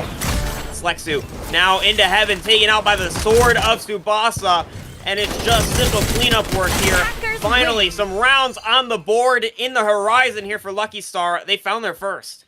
Yeah, I did say they had to change something up, and I guess that something was rushing it down A main, which is something they have not done before. They have been prodding mid, they have been trying to go B main, but that was the first time they went A main, and it seems to have worked. I wonder if that is going to stay in their mind with this next round, see if they try a similar plan, or maybe condition them into like stacking more towards A so they can have a freer side in B or a freer rotate in mid. So we're gonna have to see. Yeah, positionally, I think that 5, was a much better 4, round from Lucky 3, Star, but you gotta 2, keep in mind 1. that it was a couple ultimates actually used from Korn, and so it kind of adds on to the fact that Lucky Star really came away with a huge round there. And they're looking to continue this momentum, taking it straight into B. I mean, it's a different look, but at the same time, there's no lurk. Flushy realizing that the lurk, not quite the answer here. It's going to be Kieran a little bit of trouble, forced to back up. Bear Ice used as well, a lot of utility, but looks like Lucky Star want to reset and potentially reset this round here. Yeah, sneaky little flash there if you saw with the entry on the attack. Kira almost got caught out by it, but unfortunately, they did not get the capitalization, and they're forced to reset back to mid, rotating through. Honestly, damage trades might be what they were looking for, considering the defense does not have a sustain on their team. But Flushy gets caught by a very well-placed pinch, and honestly, finding the fragrance alone, but he's actually guarded by Economy, who is not really missing right now, but it's still a 4v4. This round could go to anyone. It might be down to whoever wins this 1v1 between Kier and Economy, and Tsubasa. But he's got a tough roll, and Kier comes out on top. That may very well be the outcome of the round. Now it's just Flushy and Mo Yuli, and I mean, these players are fantastic, even able to get the res onto Sujin here. But at the same time, the 3v4 too tough to overcome, and especially when Will's here with the 1-3. He's got this Q available. He can TP out at a moment's notice, and there he goes. He's gone just like that in a flash. You blink and you miss it. The brawl has been basically won by the defenders, as Will can just get out after doing his damage, and so Mo Yujin immediately down, and it's just Flushy left to do it all. I mean, just as we thought potentially Lucky Star were going to take some momentum, take the game into their own hands, it's Korn to steal the momentum right back from them. Yep, and all they had to do is just start picking up the scraps as soon as Kier got that win, because they had the numbers advantage, and the attackers did not have the bomb. It was left in the middle of mid, which is a very, very awkward place to have the bomb in. So honestly, just nothing in that round went in the attackers' favor, and the defense was able to capitalize on that perfectly. The battle is about to start. 100%. And now it's once again 4, the sort of positioning advantage of ults 1. is favoring Lucky Star. They have 4 ultimates line, namely that Grim Reaper once again from Plushy. Going to be a huge piece in this round. But how huge can it be when this mid brawl is the one you're taking? It does immediately come out. Here is forced back up. Will also in a little bit of trouble. Position been noted. Oh my god, he barely gets away from that. A1 even popped and almost taken on top of that. Finally, the Grim Reaper's out. Astraha, the one to be tagged by this ultimate, but it's into spawn here for Lucky Star. They're taking the fight. 3 of these players on B. The collapse. It's too damn good. All these players windnated up, forced out. Here now, having to do it all. Phantom Flutter comes out, and these players should just run away from this. Yeah, that Flavia ult timing was extremely fortunate for Kier, because as you saw, he popped the ultimate and then got Mara ultimate right after. If he was just a second later, he would not have been able to cast that. Despite that, honestly, this round is looking like it could go to either side regardless, and all down to the scrappy team fighting at the very end, where everyone is 1 HP. Tsubasa with a very, very smart play, recognizing that Flavia is one shot and shooting the floor to get the pick around the wall. The rest are going through, and this round might be in the bag, and yeah, Lucky Star just seals the deal for that. Wow. I mean, excellent ult usage by Lucky Star, right? They had a lot of ultimates, they made sure to use them, and they made sure to capitalize off the usage, right?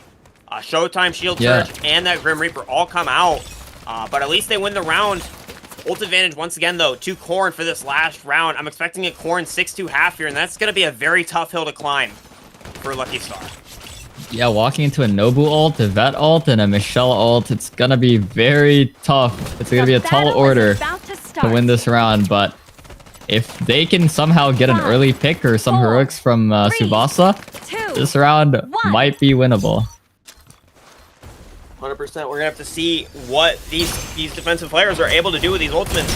Namely, Kier, though, is not one of those ones with the ultimate. He's in trouble. Getting help from his team, though. It's Scylla to take initiative, find the kill, and Will completely disrespecting Tsubasa there. Actually wins that 1v1 duel out, and they're looking to fully capitalize upon this. Tsubasa now just trying to hold the line, knowing that he just has to hold for a couple more seconds. Res canceled. It's a bad cancel on the res there. 0.6 seconds left in the res, but eventually it will be found here. Plushie in a deep angle, and he potentially is trying to take the fight onto Estrada, onto Will, onto Lexu, and goes down, and now numbers all of a sudden, once again, are going to be favoring Corn. Yeah, Plushie seems to be too overzealous after hitting that Mara Q. Ran through the crossfire and just got beamed. And now his team is put in a very tough position and trying to fight it out in their spawn, or like towards their spawn on the site.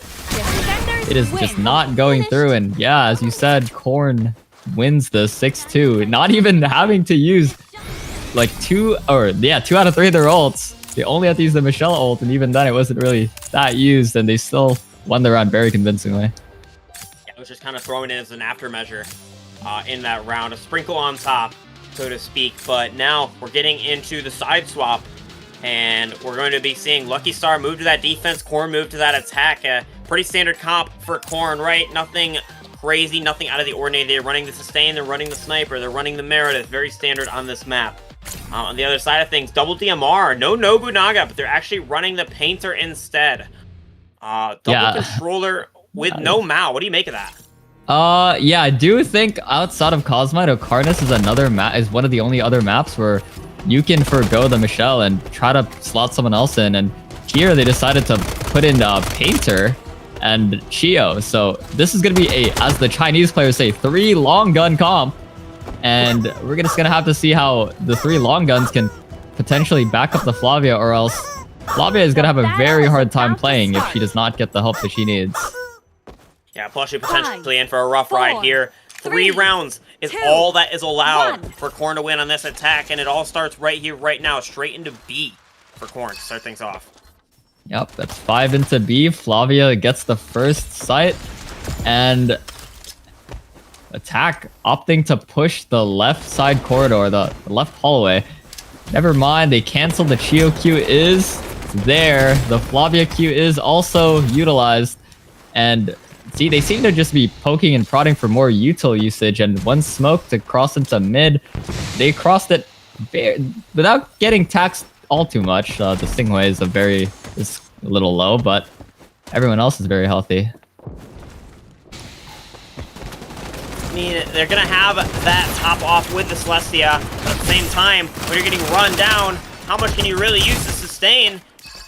And it's, I mean, it's Lucky Star to just completely crumble under the pressure now.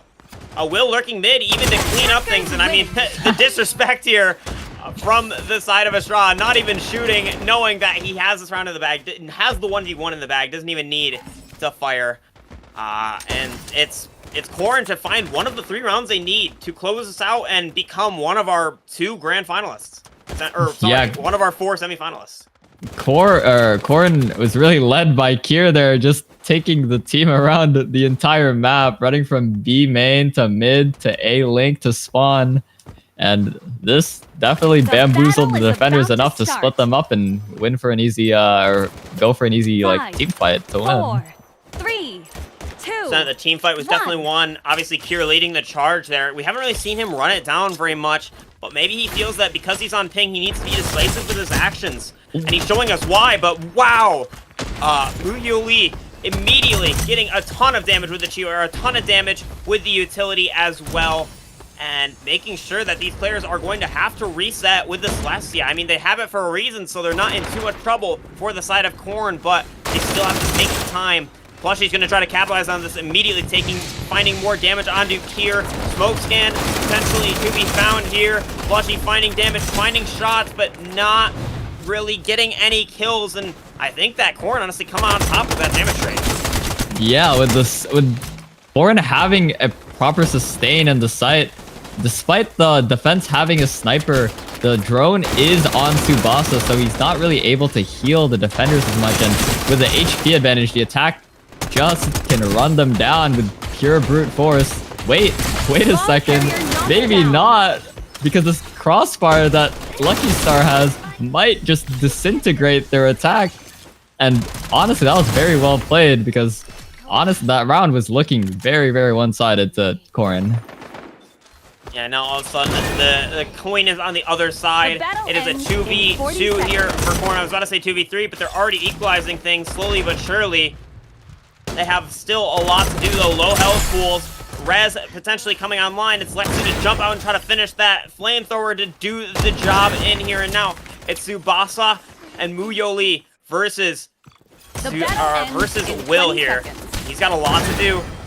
No shot to be found quite yet. Tsubasa running in with a deagle. He'll find the headshot, and that will be the third for Lucky Star. They're gonna have to claw this back one round at a time, though. They still got a lot of work to do.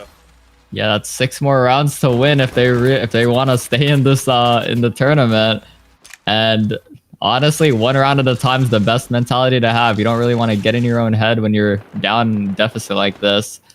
So the ults looking very even. No ults for either side. And a kill for Tsubasa, however, will give him his revive, his res, his ult. I don't know what it's called, but which is very, very strong because it allows for someone to just basically run it down for a free pick and get revived as soon as. And if they can confirm a kill, it's basically a guaranteed win. 100%. Definitely damage trades now favoring the side of Lucky Star once they get the resurrection online. Even if a player goes down, like you said, able to be brought back to health here, though. In this round, no resurrection quite yet. Bomb going down immediately here for Estrada. No ult quite earned yet, but a kill will do the trick here if he's able to find one. But in the meantime, it's post-plant to be played by the side of Corrin. 5-man main. They're just going to have to play this post-plant. I feel like this team kind of taking a page out of Lucky Star's book. I feel like we saw Lucky Star do this just earlier today. At the same time, Tsubasa the first to fall. Estrada getting traded out, though. It's still anyone's game. It's going to be Mo Yu Lee on the flank here. He's got a lot of work to do. Sujin the next to fall. Plushy taking the brawl onto Kieran. He does fall down, so still 2v3, though. Numbers obviously are favoring the defense here of Lucky Star, but Lexu, he's found the bomb diffuser. Time ticking so low. They got about 3 seconds to do it, and the 1v2 is not going to be good enough here. Attackers win. No time, and the attackers will win. Corrin bring themselves to 8. Yeah, that rush plant strat seemed to have worked well in their favor because honestly, it made time to start ticking very, very quickly, and the time that the defense thought they might have had just disappeared in the blink of an eye because of how early the bomb was planted. And because of that, as you saw, there was a lot of panic in the retake. Even though they were in the advantage at 3v2, the bomb was so close to blowing up that they were dispositioned and basically picked apart regardless and ended with the attack winning. 5, 4. Once 3, again, it's going 2, to be Corrin 1. in the driver's seat. I feel like we said that so many times today, but they are looking to close this out in 9-3 fashion here. They have the Sand Tomb Burial online. Ult advantage in their hands to take this one home right here, right now. If he has anything to say about it, this will not end here. But he's got so many targets, so little utility here. Immediately forced out. Flavia Q not doing very good. Paint bubble expended, and that's going to be the eventual backup here from Corrin. They have to respect this ult. Will hitting a crazy shot, but getting beamed by Chio. Let's see if they're gonna capitalize on this down here. They have a coconut res, so they might opt to play this a little bit more aggressively. Plushy trying to cancel the res with his Flavia ult. Starts pinging on the body that he's one shot. However, they seem to all be looking at him. They're ready to fight, and this fight could go to anyone, honestly, but oh, it's looking like it's aiming towards the defenders, but the bomb is down on attack. Let's see if they realize Meredith can potentially win this game. He does have the ult. If you Meredith ult 14 seconds after the bomb is down, the ult will be up for the entire time. So honestly, Estrada could win this 1v5 and make for an interesting play if he decides. But this is a tough scenario to deal with. I mean, bomb getting infused immediately, maybe waiting for that smoke to fade, but it did not fade in time. And I mean, realizing his mistake, he just gives up the round, cedes the kill, and that will be Lucky Star finding their 4th. Yeah, he opted to save his Meredith ult, so attack can stack up all their ults together and just win a round cleanly. But I don't think Lucky Star is going to let them have their way, trying to play around their defense ults very carefully and rationing it per round so they can have an ult for each round and potentially have a win condition battle or is a way to about to counter start. something that the attack might do. 5, 100%. 4, And 3, like you said, it's going to be this 2, brawl of ultimates 1. that really decides the fate of these next couple rounds here. Obviously, more ultimates coming online as we get deeper and deeper into the game, but for now, it's 3 versus 3 ultimates here. Sand Imperial still available. Like you said, Estrada not vouching to use it in that last round. Is hidden among We're going to see if it comes out this round. I mean, Stealth Master already immediately getting used in this one. It's a good piece of utility to force Tsubasa off that line. Plushy as well.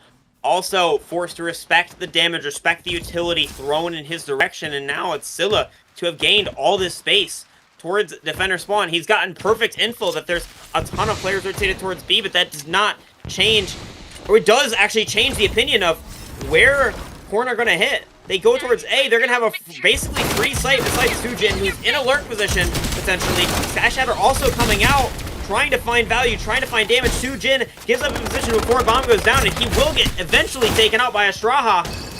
And now it's Disaster striking all at once here for the side of Lucky Star. They are just one player away from getting knocked out of this tournament. It's all up to Muyo Lee, and he does get taken out by Astraha. It will be Korn moving into your semifinals, and Lucky Star getting eliminated in our 7th round of the Swiss stage. Yeah, Korn played that exquisitely.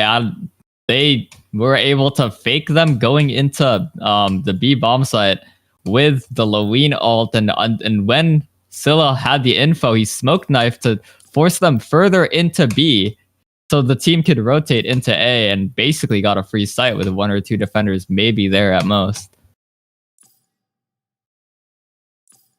Yeah, and it's just very nicely done from Korn. They will solidify themselves as the 2nd seed right next to the Grusslers, their arch nemesis. They came so close to beating them earlier, what seemed like a mountain, an immovable object. They were almost the unstoppable force required to reach that height, but unfortunately they did fall, and so they will be solidified as that 2nd seed, like I said. So with that being said, I think that's all we've got for today. First Strinova Saturdays, day 1. We've got more games tomorrow. We've got a semifinals matchup, and we've got a grand finals matchup for you guys. Both best of 5s. It should be a long day. Should be an exciting day also, and you guys will not want to miss that at all. So without further ado, Aqua, anything to say before we end here? Thank you guys for letting me cast, I guess. I don't know what else to say, but today has been a pretty eventful day with all the matches, and again, me being able to cast is the first time I've ever casted my entire life, and honestly, the games were very interesting to watch. Awesome to hear, and yeah, you did awesome, man. Great job. Thank you for joining me in the booth, and hopefully we'll see you in the casting booth very, very soon again. All right, guys, that is all we have for you today. I want to thank you all for watching, and we hope to see you back here same time, same place tomorrow for more Strinova Saturdays action, guys. Have a good one.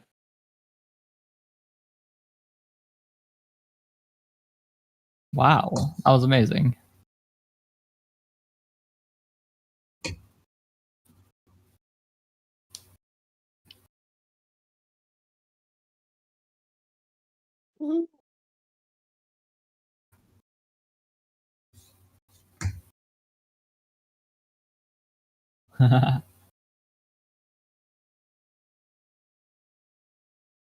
Probably Corn versus the Grusslers with a 9-7 game. Yeah, it was the closest, and I mean, it was the most unexpected too.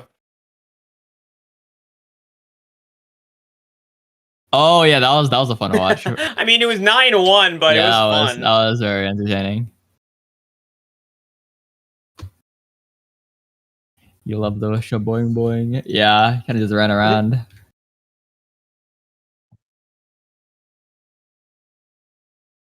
Yeah, they have to play in that. I'm not sure. I don't know how this shit works. I'm not gonna lie. I don't know how it works.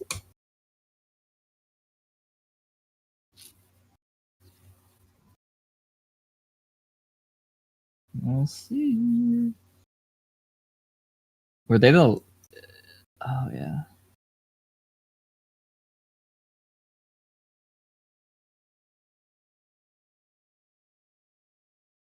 Yeah, that's kind of how the game tends to be, honestly. Hopefully, you get to see the Rio close Yeah. stuff tomorrow. It's also like when one team is like better than the other. It's like hard to like Oracle win. Let's see, who are the last two that made it in? Yeah, everything else is kind of up in the air. High as a Snake is 6-2 right now. They're winning.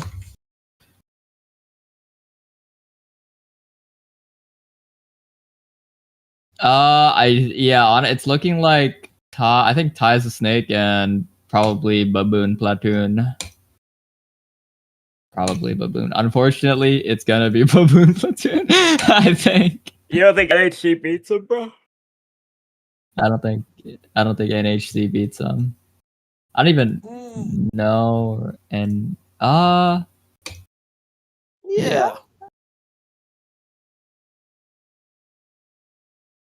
oh no, Baboon Platoon is NA. That's 3 NA. Yeah. I don't know who's on NHC.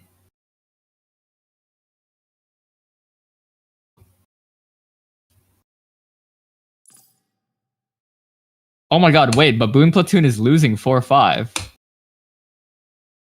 Oh my god. Wait. That means NHC can win. Holy moly. They just knocked them out right here.